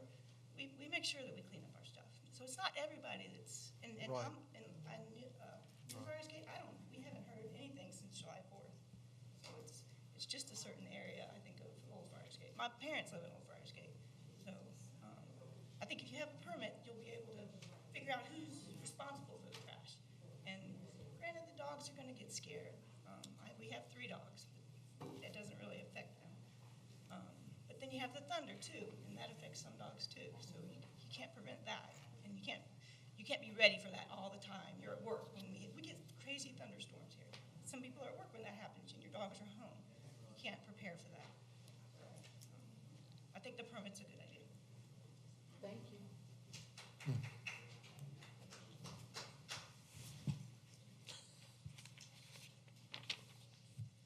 Hi, my name is Diane Melville. I'm from 532 Parlock Road. And I just wanted to say that I can appreciate everybody's discord with fireworks. I don't like them. And I live at the house that's being targeted. That every firework that goes off in that neighborhood comes from that house. And it does not. There's no fireworks that have been gone off since this man got the summons to go to, before whoever. Has not lit one off. Not one. I live there. I'm not a liar. despite other people's opinions. I think that we can go on and on and on for hours about this situation. What we need to do is just let you allow you to do what you need to do to satisfy this situation. Banning them all together is not an answer at all. That's just going to lead to hate, discord, and rebellion, regardless. I know the social media part that you're talking about, Hannah. I read that, and that was unfair. But that didn't come from our neighborhood. That come from another street, way over. We're still talking about Irmo altogether. We are talking about Irmo, but We're still talking about Irmo altogether. They Well, can't just ban it on no, they can't. Let's just let her finish. But you can't continue to target this one person when there has been many. There's people on the backside of H.E. Corley complaining that it's coming from Parlock Road. That's pretty far away for them to get residue from these fireworks. I hate fireworks. My dog trembles and loses 2 pounds when he hears a firework go off. The other dog we have is a rescue. Thank God he's deaf. It's not bothering him. I don't like to hear that people are being blessed out when they come to talk to people, but that person that Miss Witt's talking about, she was at the wrong address. That is not 532. That was not the gentleman. They weren't even home. I never said it was 532. Not tonight, you didn't. Let's Just keep addressing to us. You just, I didn't come up to be attacked. I'm not attacking anyone else. That's fine. I'm Just keep just addressing trying to get the truth and the untruths separated. I've lived at that address for 9 years. We have let fireworks off since we got there. We've been responsible. We have hoses out there. We have neighbors that know we're going to do it. We've got people that came in from the street with chairs. It was enjoyable. Is it every night? It wasn't every night, but we let everybody know when we did it, whether it was a weekend or a weeknight, and they joined in. Or they shut their blinds. It wasn't just the 4th of July and No. New Year's. No. Okay. And since 2014, my son-in-law passed away. The fireworks thing was the only thing over the 2 years that he was dying of cancer that he did with his daughter. So at certain times of the year that are not the 2 holidays that are listed, that's something that they shared, she enjoys doing, and we would go out and let her have this time with her dad. Not meaning to be malicious to anybody, but just to share, just for her to do what she needs to do to get through this. If people would, and some of the people have testified that they've come up here and spoken with this gentleman. And it's been my experience that, yes, some have. Some have come up in their vehicle, blessing him out left and right, and have left with an amicable solution.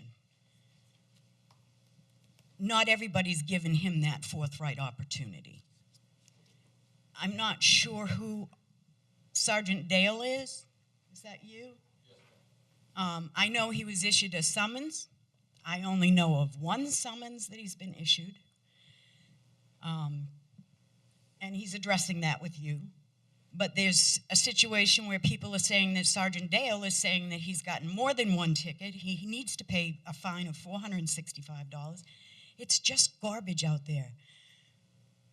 We can go on all night, tit for tat. And I don't think that's the issue. The issue is solving something that leaves everybody satisfied, that they've been heard, that their feelings and thoughts have been validated, and we can move on to the things like my car getting its car windows smashed in, my mailbox getting run over, the things that are of importance to have our police department called about. Not this nonsense, because they're not going to find them unless they're letting off a ton. while my daughter and her boyfriend were away for 3 weeks during a certain period of time, I can't remember what it was, but someone lit off a 1,600 round cake of firecrackers. It covered my car. Thank you to my neighbors. Did they clean up their mess? No. It took the police department to come down and target 532, and that gentleman went out and picked up the garbage. My granddaughter and our neighbors went and cleaned, and one neighbor went out and cleaned up this garbage. When we light our fireworks, we clean up our garbage. We sweep the street. We patrol, my granddaughter and I, with a trash bag, every immediate neighbor's yard and pick up any residue from anything that we've lit off. The fire that my daughter was talking about was a neighbor that lit off, I don't know what he lit off, but it was big. And it landed in our pine tree above the roof of the house and smoldered. It was just my granddaughter and I at home that night, and it was just before 10 o'clock. Were we frightened? Yeah. And he was very remorseful. I don't know what else to say. Thank you for listening, and nice to meet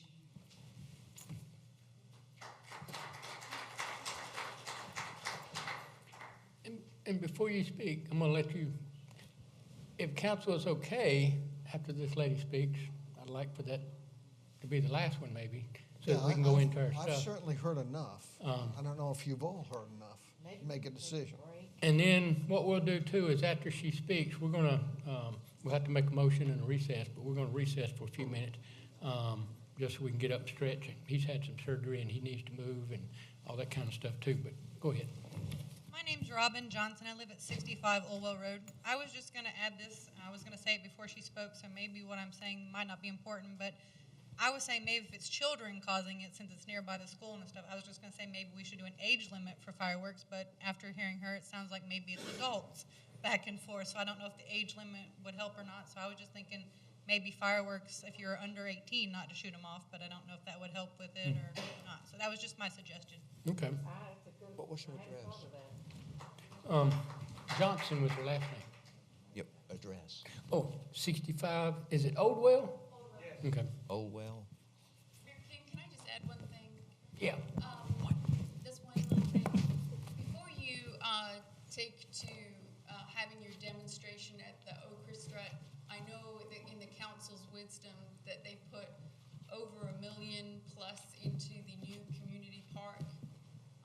So please be mindful of that and take the advice of your wonderful witness. Yeah, we got to figure that out as far as all the people too and stuff. Well, we can do it at your thing. Pardon me? No, that's right. You won't be there till. Yeah, no, I don't think Irmo High School's a great thing. Yeah. But certainly get counsel from Whit Klein. We certainly don't want to put up some trees and as matched with the lack of rain. But just be mindful of that, please. Yeah. Thank you. I make a motion. Yes. That we go to a 5-minute recess. I second it. And all in favor, do so a show of hands. All right.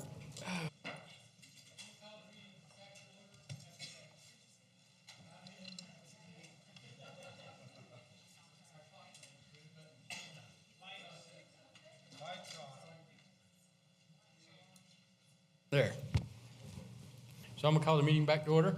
And we're on to unfinished business. Second reading of ordinance, let me switch over here. Second reading of ordinance 1720. This is where we are deleting a paragraph out of 268, and then we're going to put it in 264. Is there a motion for second reading of ordinance 1720? So moved.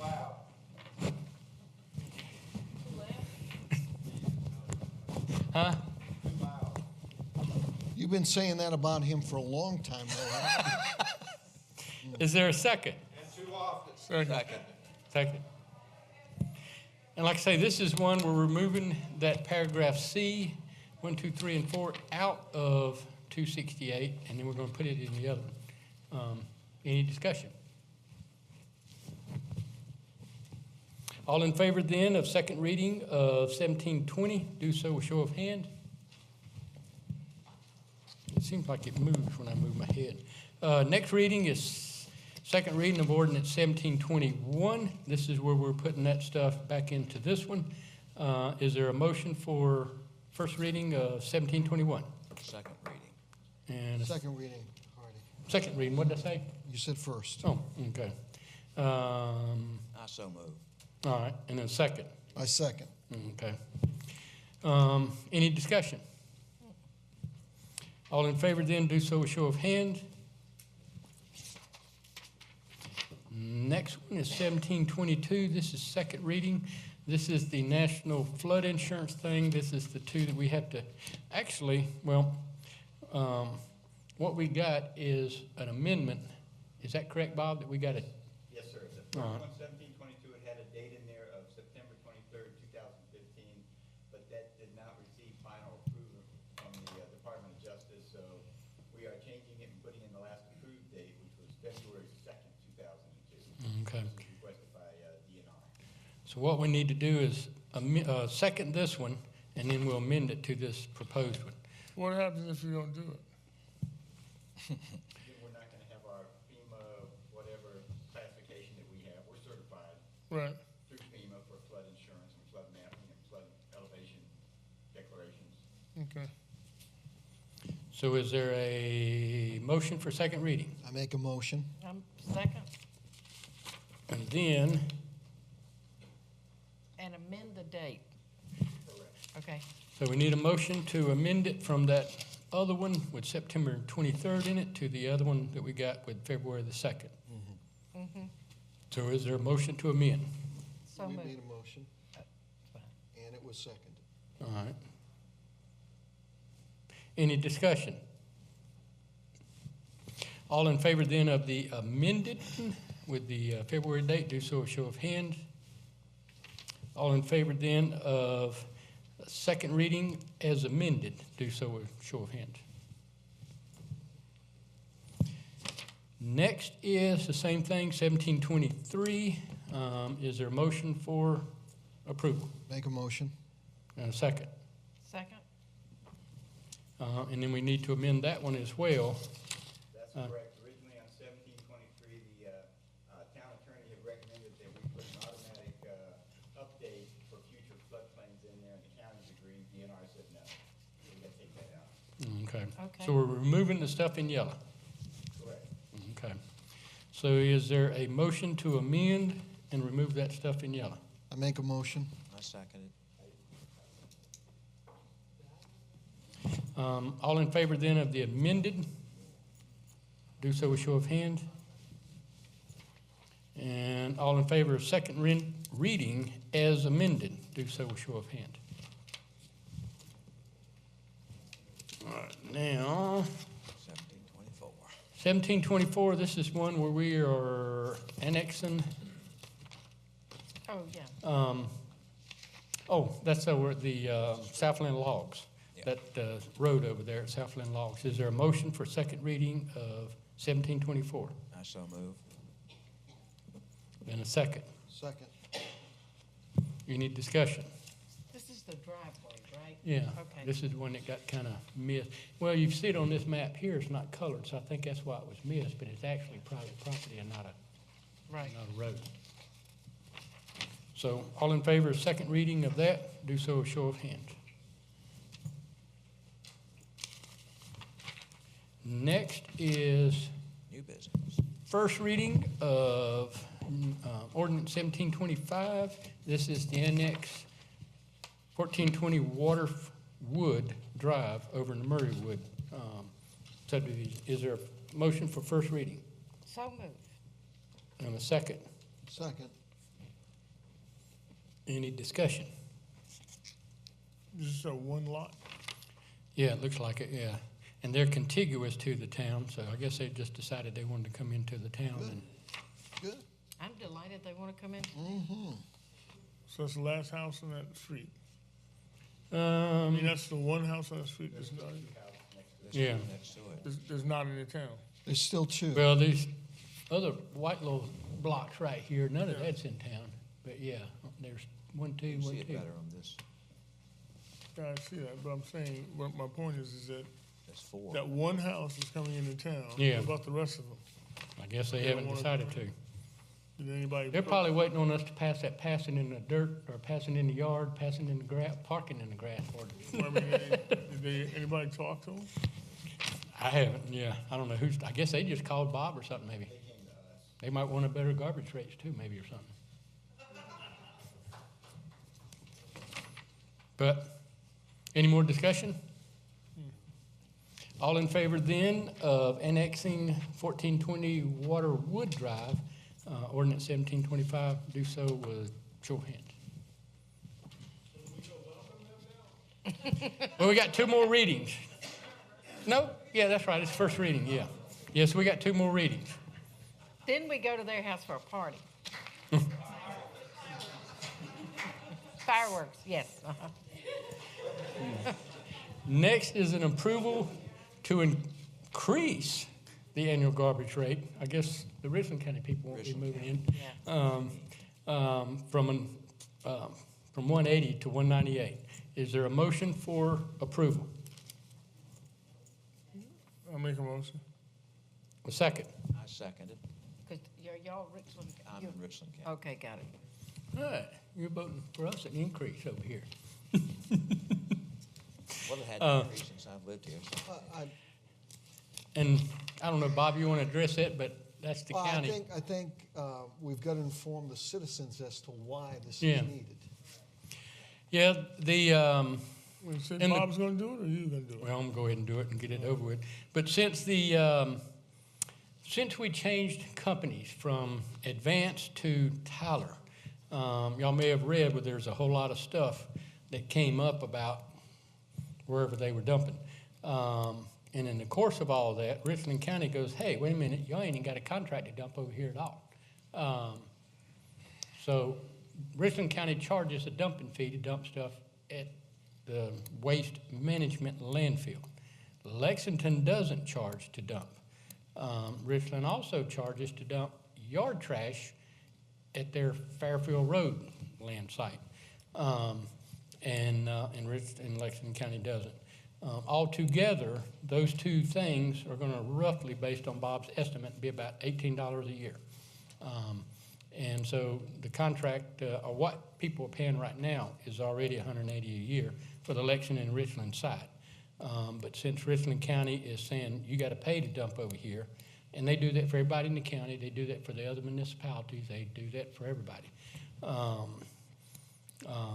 And by the way, Lexington County has a 4-meal tax built into your property tax for that. Richland County has it also, but we still have to pay to dump in their landfill. Don't know why, that'd be a county council decision, somebody has to go talk to them and ask them, but they do it, have been doing it. We haven't been doing it because I guess they didn't know we were dumping there. And when they found out we were, they said, y'all gotta pay up. I don't think we were. Well, we don't know we were or not, we don't know where they were, but Yeah. I don't know where it was going. Because I guarantee you, somebody would have said. They might have been to taking it Advance, over there to keep the Midlands beautiful and getting it somewhere like, I don't know what happened to it. But we know they're gonna charge us for everything we take there now, so this is what it costs, the Richland County residents in order for them to dump the stuff over there, based on those dumping fees. And that's why we gotta charge the residents of Richland $18 more a year, because of that fee. I thought we had a padded amount of the garbage fees. In other words, it really costs us like $110 Well, per household. the new We got a little contract pad in there. is, I'm gonna just say 200 something, The new one's $18.95 per house, so yes, it'd be about $230. 230 a year is what the new company is actually charging. But we got a lot of surplus, so we're gonna pay all that for everybody for a year or two out of that. But this is an additional fee, and it really isn't right to take it out of that surplus, because some of that surplus belongs to Lexington County residents. Okay, so it's $230, you said $238 a year? Is that what it costs? Something close to that, yeah. I don't have my calculator, whatever I mean, $200 plus a year for garbage services is what Tyler is charging us. Okay. In that contract, is that what it says in that contract? The garbage contract? $18.95 a month. I Okay, got a so- calculator on this thing if I so can now- figure it out.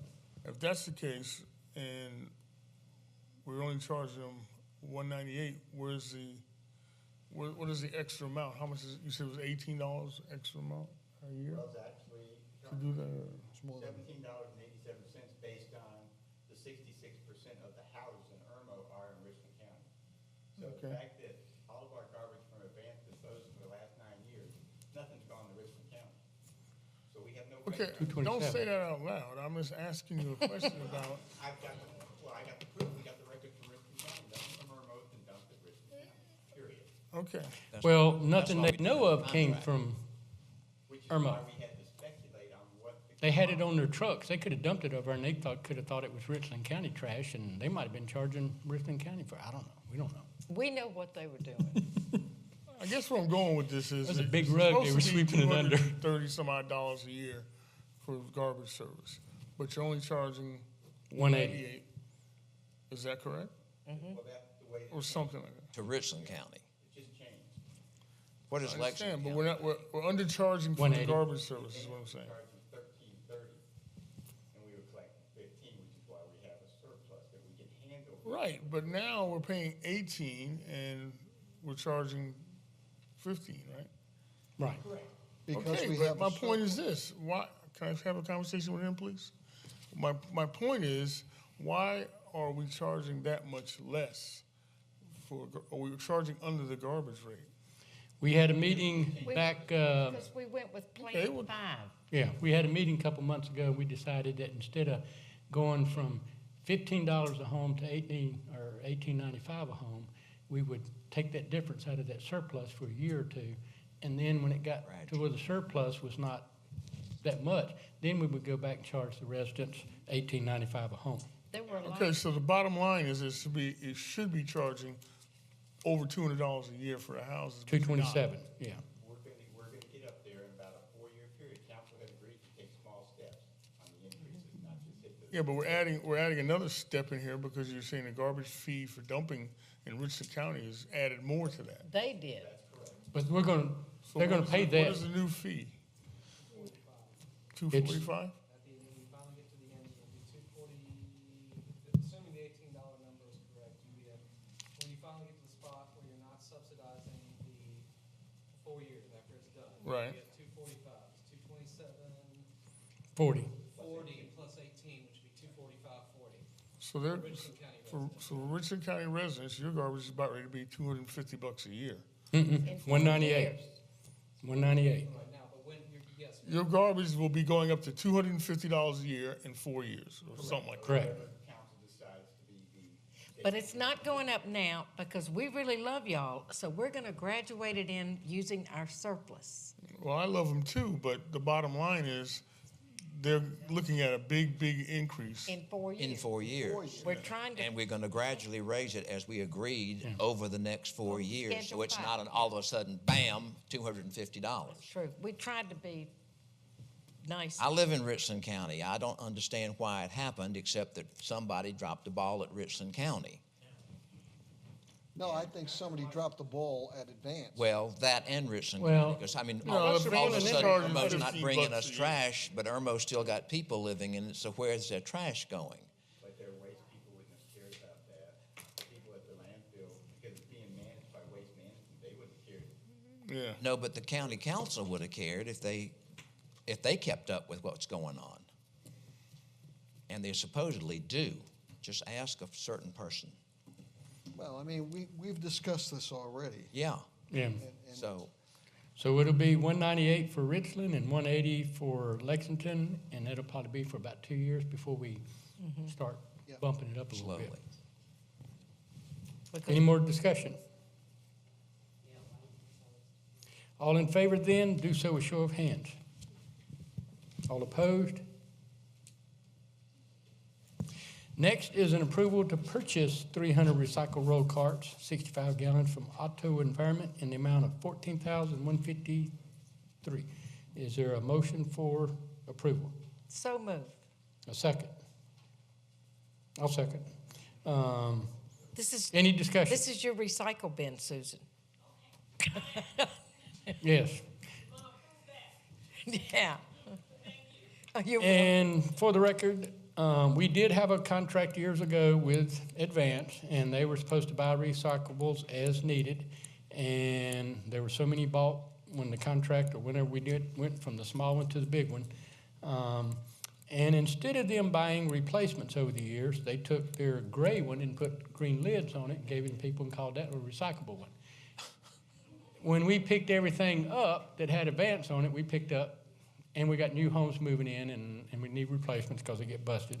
So we need to buy some for the new homes, and also there's people in town that their recyclable bin got picked up the other day because they don't have a green one, they have a green top one. And so we need to order some. I know there's been some discussion about they should have done all that, and probably at one time if we'd have caught them, we'd have known we didn't have the 1,000 other problems with them. We probably could have, but when we kind of fired them and worked everything out, so to speak, then they were kind of off the hook. So we picked up everything, they picked up everything. Now we got to buy some so we can give them to the citizens. And that's kind of the short of what it boils down to. Whether we want to buy them or not or whatever, but we ain't got a whole lot of choice. So any more discussion? We got, I think we got, what, 2 new subdivisions going in, one on Irmo Drive, three. one out, yeah. Are we gonna have to buy recycle bins for all those houses, too? At some point, I'm guessing we probably will down the road again, because there's probably a couple hundred homes in the Trussell Place. There's probably a couple hundred, but those ain't even got off the books yet. But Yeah, but I mean, it's expensive. You got 300 here, so you're gonna have another 300. probably when those other subdivisions start getting built, then we'll probably need to order some more. But if I remember, Why we are. can't we have the people to pay for those? They are. I think Bob's working on something that when they get built, they got to pay whatever this is for each. $17.18. Yeah. I'm sorry, $47.18. Yeah, it's about $50, something like that, that they will pay, and then of course when a new subdivision gets built, they come and pay for the first year until it gets on the tax record, and they'll have to pay for that trash can at that time, or the recyclable at that time too. So what about all these ones that were out here? What are you gonna do with those? That was advanced, and they came and got all They those. came and picked them up or something? And some of them were the old blue ones from Southland, and they got all that too. And there's still some left in town because part of the problem was people didn't put them on the road and leave them and all that. So, but yeah, we'll have to buy some more down the road. But those people are paying for those as they get one. And there was something else, Bob, and I just want to bring it up. What was that thing? Oh, there was a question one time about giving people 2 household trash cans and 2 whatever. And I think Bob was going to maybe just let them pay for the other one if they wanted it, but he was going to check with. Did you find out from Tyler? Well, What? I checked with Jim. I mean, yeah, they would have to pay for the car, and then we would be charged an extra $18.95. But they would do that on the bill, or would we just charge them up front? They would be charging us because instead of going to this house right here, they're not picking up 1, they're picking up 2, so they got a $37 a month charge. To us. But we can't put that on the bill. Wait a minute. I mean, you couldn't have negotiated that a little bit better because they're there. You're gonna pick up 2. You're there. It shouldn't be the same amount of money. It has nothing to do with the labor cost of picking it up. It has everything to do with how much is going to fill the truck up. Yeah. The dumping charge of Richland County. Dumping Land. charge and. Bring another truck later until he's filled it up. So, my mind went blank, but, so did we agree to do that? If we put it on the bill, they're only gonna allow us to put 198 or 180. So they would have to pay separately for that to you, the town? We couldn't put that on the bill. Okay, because once we do a bill at Richland County, it's 198 for every house. There's not 198 for 1 and 2 homes or 3 something. No, we don't want to do that. So let Bob know whether y'all wanna. Yeah, We so don't he want to can- do that. We don't want to do that. Okay. Okay, good. So, all in favor then of the approval for the 300 at $14,153, do so with show of hands. Next is an approval. I was against. Oh, you were? No, okay, I'm sorry. The recycle bins? I think we could get them for a better price. Oh, okay. Actually, that's pretty good, because we got I charged understand. $80 I understand. from Advance one time for them. Yeah, if you go down, and we had another quote from, We started getting the quote ourselves when we got a better price. yeah, place in California that was $72 a piece, and we had one in Georgia that was, let me find this right here, $64 a piece. Well, before we leave the garbage for a moment, I've noticed one thing about Tyler. They pick up the garbage cans out of your yard, dump them, and they And put put them 'em in the back. street and drive off. Well, they need to fix that, they're supposed to put back where they got it. That's correct. Because we have an ordinance, you can't put the garbage cans in the street. They have to be off the street because they could cause an accident. I haven't heard that, I'll pass that on. Yeah, mine's been put back in the yard, but Well, yours is, mine hasn't been. And yesterday morning at 7:30, I said, how about you put it back where you got it from? yeah, and we need to jump on that And quick I'm so gonna they tell don't you get what in he a said. bad habit. Next is an approval for a budget amendment in the amount of $3,500 to keep the Midlands beautiful, to coordinate the two recycle events. I think my battery's, it says red, but it's still working. Is there a motion for approval? On the advice of Mr. Glassmeyer, I so moved. And I seconded on the advice of Mr. Glassmeyer. He ate our hot dogs at the town park too the other day. And he was over his 10 minutes. Moving on. But moving on, let's see. Any discussion? All in favor then, do so with show of hands. Any opposed? Thank I you. didn't see that, but. Thank you for what you do. It's really worth more than that. Approval for a contract with Palmetto Amusements in the amount of $7,500 for services during the orchestra. Mr. Mayor, before we do this one, Yeah. we asked Larry Sandifer, not Sandifer. Slaughter. Slaughter. Well, I have a Larry Sandifer as a friend. If we get a first and second, we can let them come speak, but if we don't, then, All right, well, I so move. okay. Yeah, because I do kind of agree with George that how are we going to determine whether they make any money or not? There's no way. I don't know, but go ahead. Well, there's plenty to not like in this agreement. The end of the day, we do the best we can to get the most attractive agreement we can, and this is the most attractive agreement we've got in our hand right now. So at the end of the day, that's it. Palmetto Amusements did a good job last year, so I don't take anything negative. They're local. They're the only local amusement vendor. But we're not a huge event for this type of person. The kind of contract I'd like to have, we're just not going to get.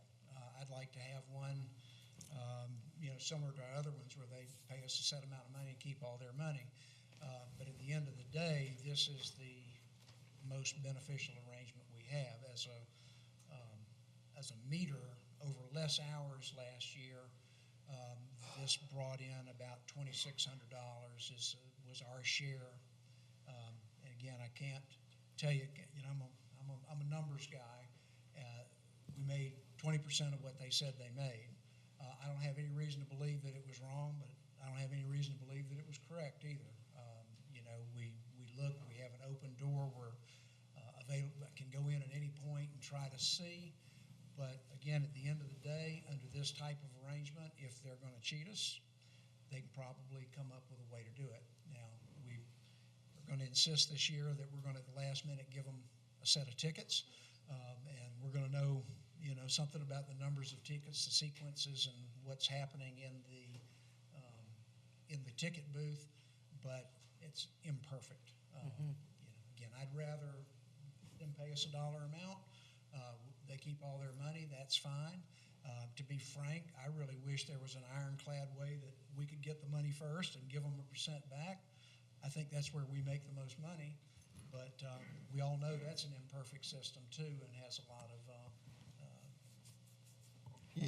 pratfalls. Yeah. So, at the end of the day, we think this is the most advantageous. Again, we're going to be more hours this year. The contract is it's not really a contract where we're agreeing to pay them $7,500.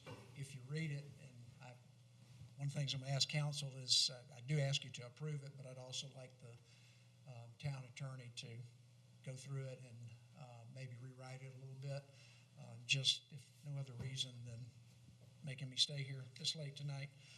Let's take something out of the contract for them at least. But at the end of the day, it's the most attractive contract. We looked at, we contacted every amusement vendor we could find, Google, hint, smell, hear anything about, to try to get a second offer, and we have no other offers. All right, what's the liability insurance that this company has? We can ask for a certificate. I don't know that top of mind. I'm sorry. They do provide it, but I honestly don't know it. Is this the kiddie rides? Is this just the kiddie rides? All the rides, all the amusement. All the rides, yeah, The adult rides as well as inflatables and all of that stuff. Right. Yeah. And right now, like a food vendor pays an upfront thing, but the amusement vendor doesn't pay an upfront thing. They just give us 20% of whatever they say they make. That's correct. Now, he was here last year. Was he here the year before, or she, or he, or whoever? Not this They vendor. Again, realize I wasn't okay. 100% in this, but I know the vendor that was used the last year I know about was a vendor out of Greenville, and they're out of business. No. They were out of Y'all business. didn't pay them enough. I'm sorry? You must not pay them enough. No, I mean, no. This is happening a lot because the liability of these rides is huge. I mean, these are rides that get brought all over the country in some cases. Sure. Rattling on the roads, you don't know what screws are going to fall out of these things, what bolts are going to fall out of these things. They try and do their best, I'm sure, but they're human and mistakes happen. So I would want $1 million on liability, at least $1 million on this. Let's make sure that what they send to us, I'm sure ask that. If we made $2,600 last year, can we just say, give us $2,600 to show up this year and let them keep whatever else, or? No, it was the other way around. It was 13,000 some odd total gross sales last year. So we got 26, they got 10 Right. more. But if we just told them this year, you got to pay $2,600 up front, and you can keep everything, would they go for that or not go for that? And if the orchestra's My bigger, we knowledge, they would lose. not. Okay. My knowledge, they would not. What these vendors want is they want us to pay them to rent the rides, and then we keep all the money. That's what their arrangements typically are. That's what they would like. I said, well, let me take that back. I won't say that's typical. I'll say that's what they ask for. We have problems, or we've had problems in the past with town employees, town council taking money during the orchestra. Well, we don't, yeah, I don't want to, Well, I we mean, don't know. I'm not saying they were taking money. I'm saying they were physically taking in cash Yeah, and for giving tickets. out tickets for the cash. Okay, yeah. So that's just wrought with issues. It can be, and you can do a lot of finger pointing then. I'd rather stay away from that if we can. Yeah, and the same thing he's talking about, if I'm understanding, if they want us to sell tickets, we'd have to have somebody there. Yeah. Not them selling the tickets, because we still don't know whether, I've got a problem with that. yeah. Now, in this arrangement, they're in the booth, they collect the money, they buy they give the tickets, it's all self-contained. We don't really touch the money.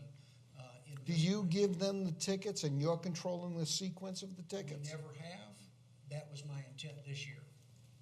I would be good with that. It's not much. Larry. There's not much to say. Yeah, that but those it's 5 something. tickets they It's just sold Bob, something. and he went Yeah. over and got on the Ferris wheel that they Yep. come give it back up, and they sold it 3 or 4 more times. Yep. It's not a perfect system, but it's something that we're adding. Again, I wanted to just to point, as I reread this, this really isn't a contract for $7,500. It says that that we guarantee gross sales of $7,500, and we split 80-20 of gross sales. I've read it several times, so it's really a $6,000 maximum, but it's $6,000 if Hurricane Hugo stops over Community Park and stays there for 2 days. I mean, you'd be assuming not one ticket was sold. So it's although I'm not really liking it, I kind of got a little bit more comfortable. I don't think we need the rides. We need the rides there. That's a fair question. It's one that I've questioned, but yeah, I believe it's going to be hard. I'm going to send them to call you if we don't have any rides. This year, The grandchildren need to ride, Mark. I wouldn't be putting my grandchildren on those rides. I'm not going to ride them now after you talked about them rattling down the road. I don't know if I'm going to get on one. So we have a. We did the best we could. Look, so are you coming to us and asking us for $7,500, or are you saying no, our maximum approve the contract? I'm asking you to approve the contract, right? And if they sell 5,000, then we only pay them 2,500, and we get 20% of it back. I'm not gonna nickel and dime for we owe that. $1,000.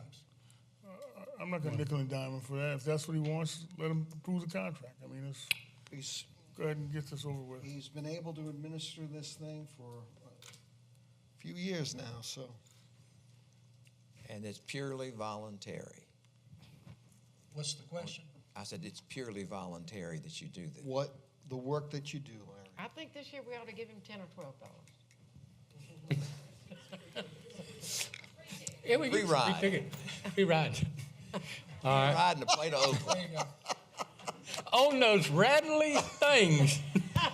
You test them all out. We don't want anything to happen to him. No, don't get on those rattly things. All right. So, all in favor then of the approval of the contract that has a maximum guarantee, so to speak, whatever in it, of $7,500, do so with show of hands. All opposed? Oh, man. I don't like the rides. I don't like the rides. I don't like them. All right, next is a approval for closing portions of St. Andrews Road, Church Street, and Eastview Drive during the Oak Street Parade and the festival, which is Friday, Saturday, and Sunday. Is that right? All 3 days? Friday and Saturday. That's right. Yeah. Yeah. Is there a motion for approval? I so move. And a second? Second. Any discussion? Nope. All in favor then, do so with show of hands. Hey, Bob. And next is the approval to dedicate the road in the community park, the entry road, in memory of Sarah Bowman. Is there a motion for approval? I so move. And a second? I second. And I've lost that thing, but it said Sarah Bowman Parkway. Uh-huh. Is everybody fine with that? Yes. Okay. Where's it at? It's on the second page. It's on the second page of this right here. And the first paragraph is the name of it. Any discussion? Well-deserved. Long time coming. Yes, and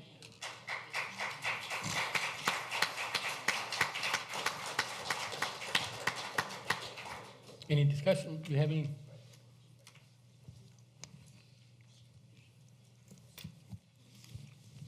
All in favor then, do so with show of hands.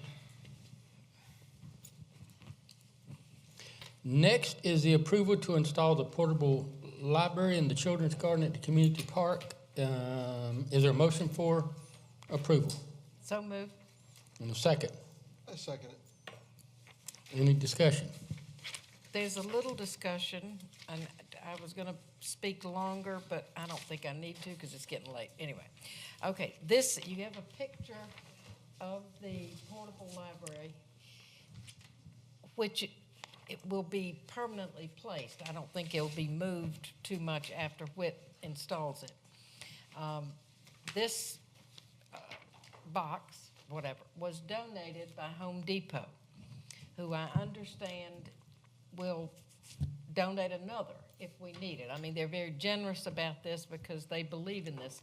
And this is a movement going across the country in neighborhoods, in communities, in parks, things like that.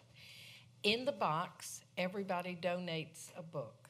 And I've already told Susan I'd be glad to donate, and I think, Julius, I think you would too, being a retired teacher. Anyway, happy to do it.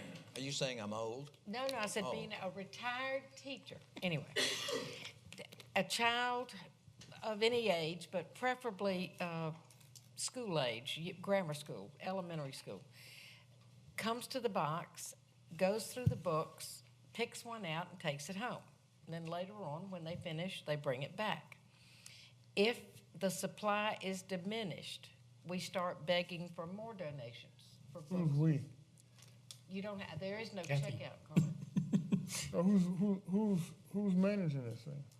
Nobody? The parents? Normally, the people who participate in In these the thing, yeah. have a tendency to manage them. And it's the people who play in the park with children.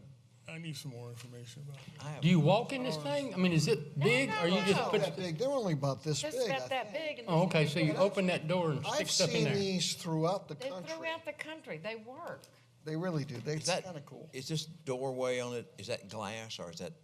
I think it's plexi. I think it's Okay. plexiglass. That's There on- is no. It's on the ground or something? Yeah, it's going to be in the children's garden. There is no charge for anything. That's fine. I don't care about the charge. I just don't understand who's going to be managing this thing. Who's going to make sure that nobody's going to put drugs in there so somebody can pick them up or whatever. In I the mean, uh, I want some more information about this. I mean, I know it's Well- a great idea, but this is, I don't understand. Again, normally the people who use this will police it well, yeah. and make sure it works. City of Columbia did this in some of the neighborhoods for the adults in the neighborhood to Yeah. get books that could The not get town of to Lexington libraries. has a couple of them. The city of Casey has a couple of them. Who can't get to the, who is not able to get to the Susan. library? Who has 4 or 5 children? How many children? 4. The lady's busy. Anyway, she found Okay, out so she can't get to the library, but she can get to the park? there's no library. This No, he's bu- talking about the public library, I guess. Oh, yeah, because she brings her children. This is. This is simple. When you're at the park, there'll be a book in there. There'll be Well, You can choose. Yeah, well, if you're at the library, there's books in there too. I mean, come on. But I mean, you're at the park. But if you're not a resident of Lexington County, you can't use this library. And if you're not a resident of Richland County, you can't use this library. If you don't have a library card, you can't use either one of them. That's right. Well, And these are little children that are yeah. being homeschooled in some cases, and just people who come to our park and bring their children. get a library card. No, What's so hard about getting a library card? there's no library. Okay, it's up to the parent. No, get a library card to use the libraries in your respective counties. What's so hard about that? Well, these are free books that people just Library books. These have are left over at their donated home. books from- Well, let me ask the question. I want to ask Eric a question because my main concern is let's just say, now he mentioned another thing too, drug. But let's just say somebody sticks in some child pornography or who knows what kind of stuff. Who's getting the stuff out to make sure that doesn't happen? And The parent's with the child. Good. The parents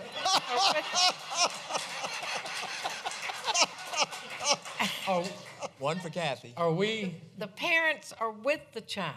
Well, let me ask. I mean, because these are small Is children. the These town are not- liable for stuff? The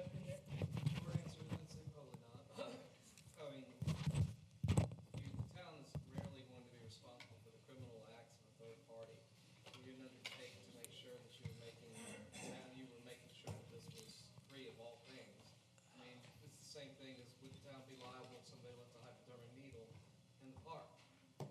Only to the extent that you've undertaken to make sure that there are none. I mean, normal, Yeah. yeah, we know, long and short. So we won't have any They don't say never. But this is working everywhere. It's a movement, and it's working. It's working for children's books, and in neighborhoods, it's working for adult books. I think it's worth a shot. I think it's worth a shot. If it doesn't work out, we can always take it out of the park, but Yeah. these work. And Home Depot's behind it. Home Depot built it, yeah. I think we ought to try it. They're going to maintain it. They will maintain the box. We don't have to. They'll build a new one. The if box we will have always to. be in good repair. I don't even know if I'm on now, but I Are think you we ought asking to a try question or you it. making No, a I'm statement? saying that's a statement Okay. from Home Depot in Atlanta. well, I know, but this is. I understand. Call 'em, Bowman. Well, I will, but I just, as far as the liability now too, as far as anything, I mean, bees stinging somebody, snakes getting in there, they're gonna be responsible for it. We're not, well, we had a lawsuit already in their park, and who knows what, we just don't know. But it wasn't over a book.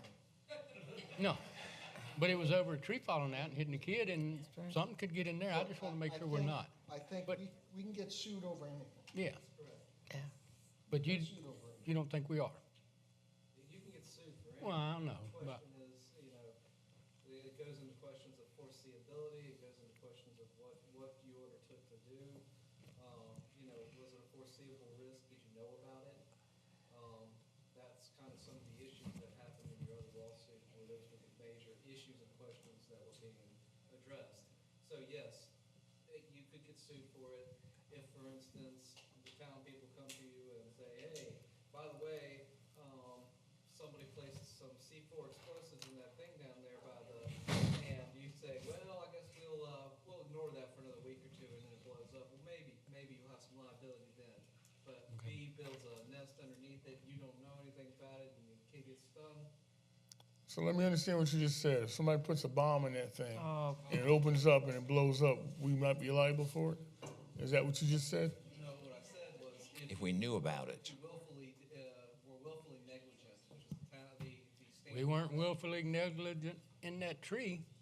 That was a decision for the court to make, whether or not you were willfully. And it didn't go to court. That is the standard Yeah. municipalities, the state, the county are held to. Gross negligence or willful negligence. Well, I'd like to hear from Susan's doing this, Susan Wharf. Okay, these are small children. I don't care.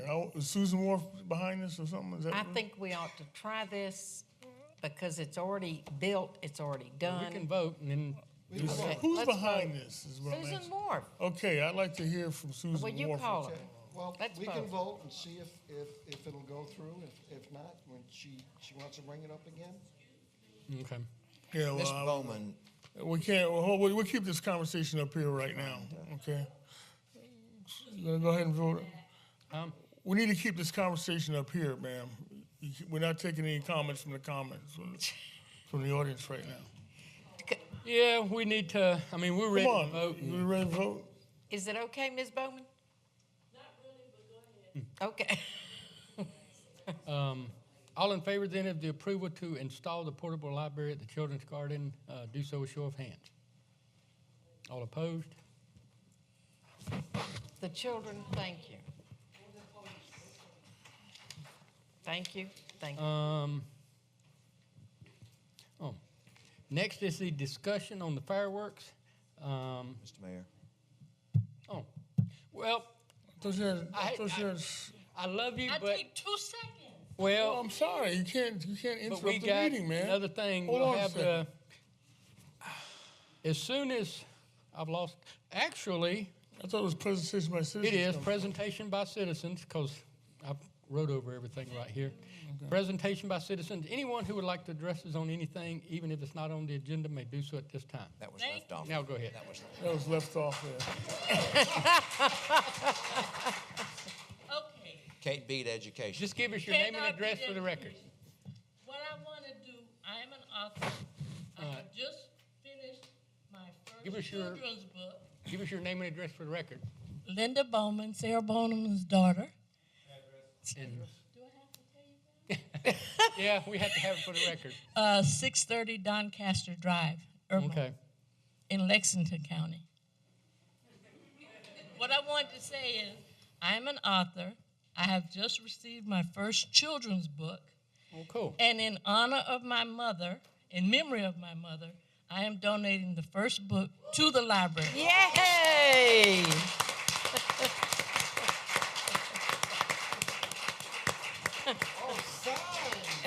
Oh, fine.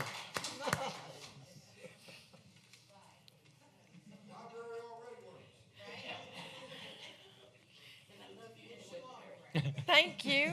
Thank you, Ms. Bowman. Oh, the pink canoe. How precious. Oh. Anyone else who would like to address council? I just had a quick question. Robin Johnson, 65 Olwell Road. I wanted to know about the property right next to Southern Strut, what those campers are and what are we doing to fix it? One of them I know is, Owned by Southern Strut. yeah, the guy that owns Southern Strut. Yeah, I don't know who owns the property, but like they're making themselves comfortable. They now have barbecue grills and stuff. They got a barbecue grill? Yes, they're cooking now. Oh. So, I mean, I just really don't want campers right there. So I didn't know what could be done about it. But it used to be one, now it's two, and I just think it looks horrible. I understand. And then the other thing I wanted to know, the car wash in front of Friars Gate, is it owned by Great Southern Homes? And if it is, are they allowed just to keep an abandoned car wash forever?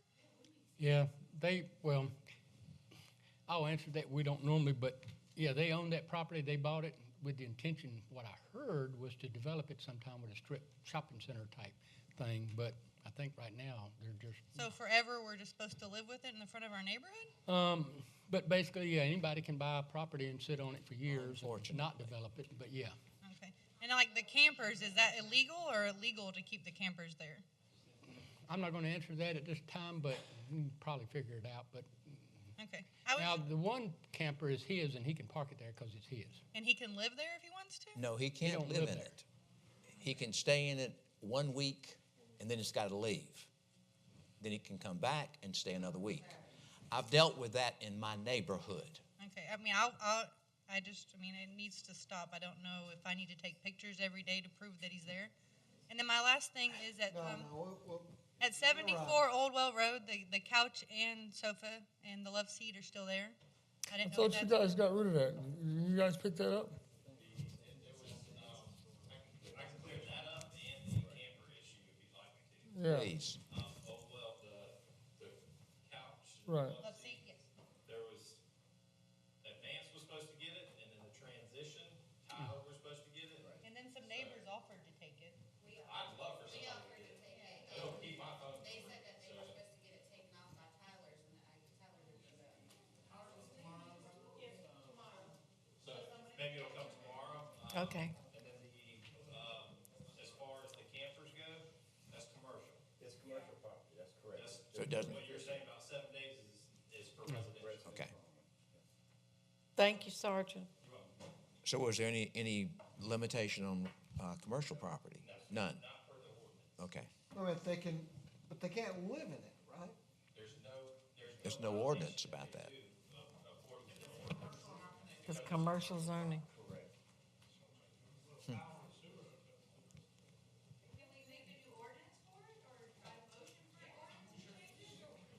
Well, that'd be something council would have to look at and all like that, but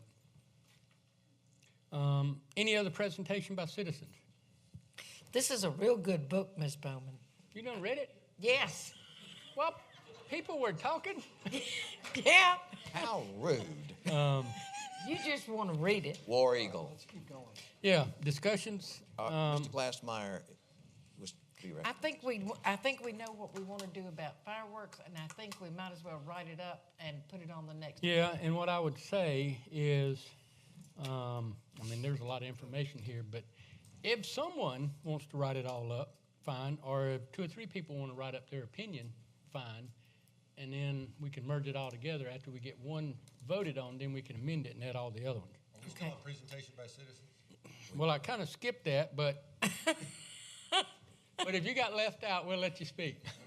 I find it amazing that Mr. Walker did not support putting the free library in the park that he has promoted for years and lied about how much it was going to cost and was ever so eager to spend dollar after dollar after dollar above the $1 million that he repeatedly promised would be a cap, and his latest count was well over $2.3 million. Now he has an opportunity to enhance it for free, and he doesn't want it. I just don't understand that. We were having a good meeting now. That's all I have. It's All right. amazing how you can get up here and argue about Any more something discussion everybody- discussion on fireworks? But that's Is that your, it? that's your regulars, man. Oh. We have a Deanna Kuhn, 407 West Royal Tower Drive. I do have a question. With the new trash amounts in Richland County going up, is Tyler's going to start picking up the stuff that they're not going to pick up now, or is it just going up? It's just going up, basically. So we're paying more and getting less services than we did with before. well, we're paying what? I mean, I was just asking. Sorry. We're The only we're thing paying. that is not getting picked up is glass. That's it. Everything else is the same as it was before. Okay, and it's going Except to be for glass. free for as long as we make. And the Richland for County household dump stuff. made us pay more. Okay, I was I'm just a making Talk, sure. wait a minute, you're talking about recycling or you talking about trash? All of the above. Everything. All the above? Yeah. Everything more. basically stayed the same except for the recyclables, which they won't do glass, and that's not Tyler. That was Okay. Sunoco that just don't want them. Okay, alrighty. Thank you for clearing All that right. up. Anyone else? So we kind of skip back to, Discussion. and we did discussion. So now we're at executive session, and there is none that I know of. And next is adjournment. Is there a So motion? move. I thought there was discussion. We did discussion on the Okay, fireworks. fireworks. Yeah. Is there a second? A second. All in favor, say yay, yay, yay, yay, yay.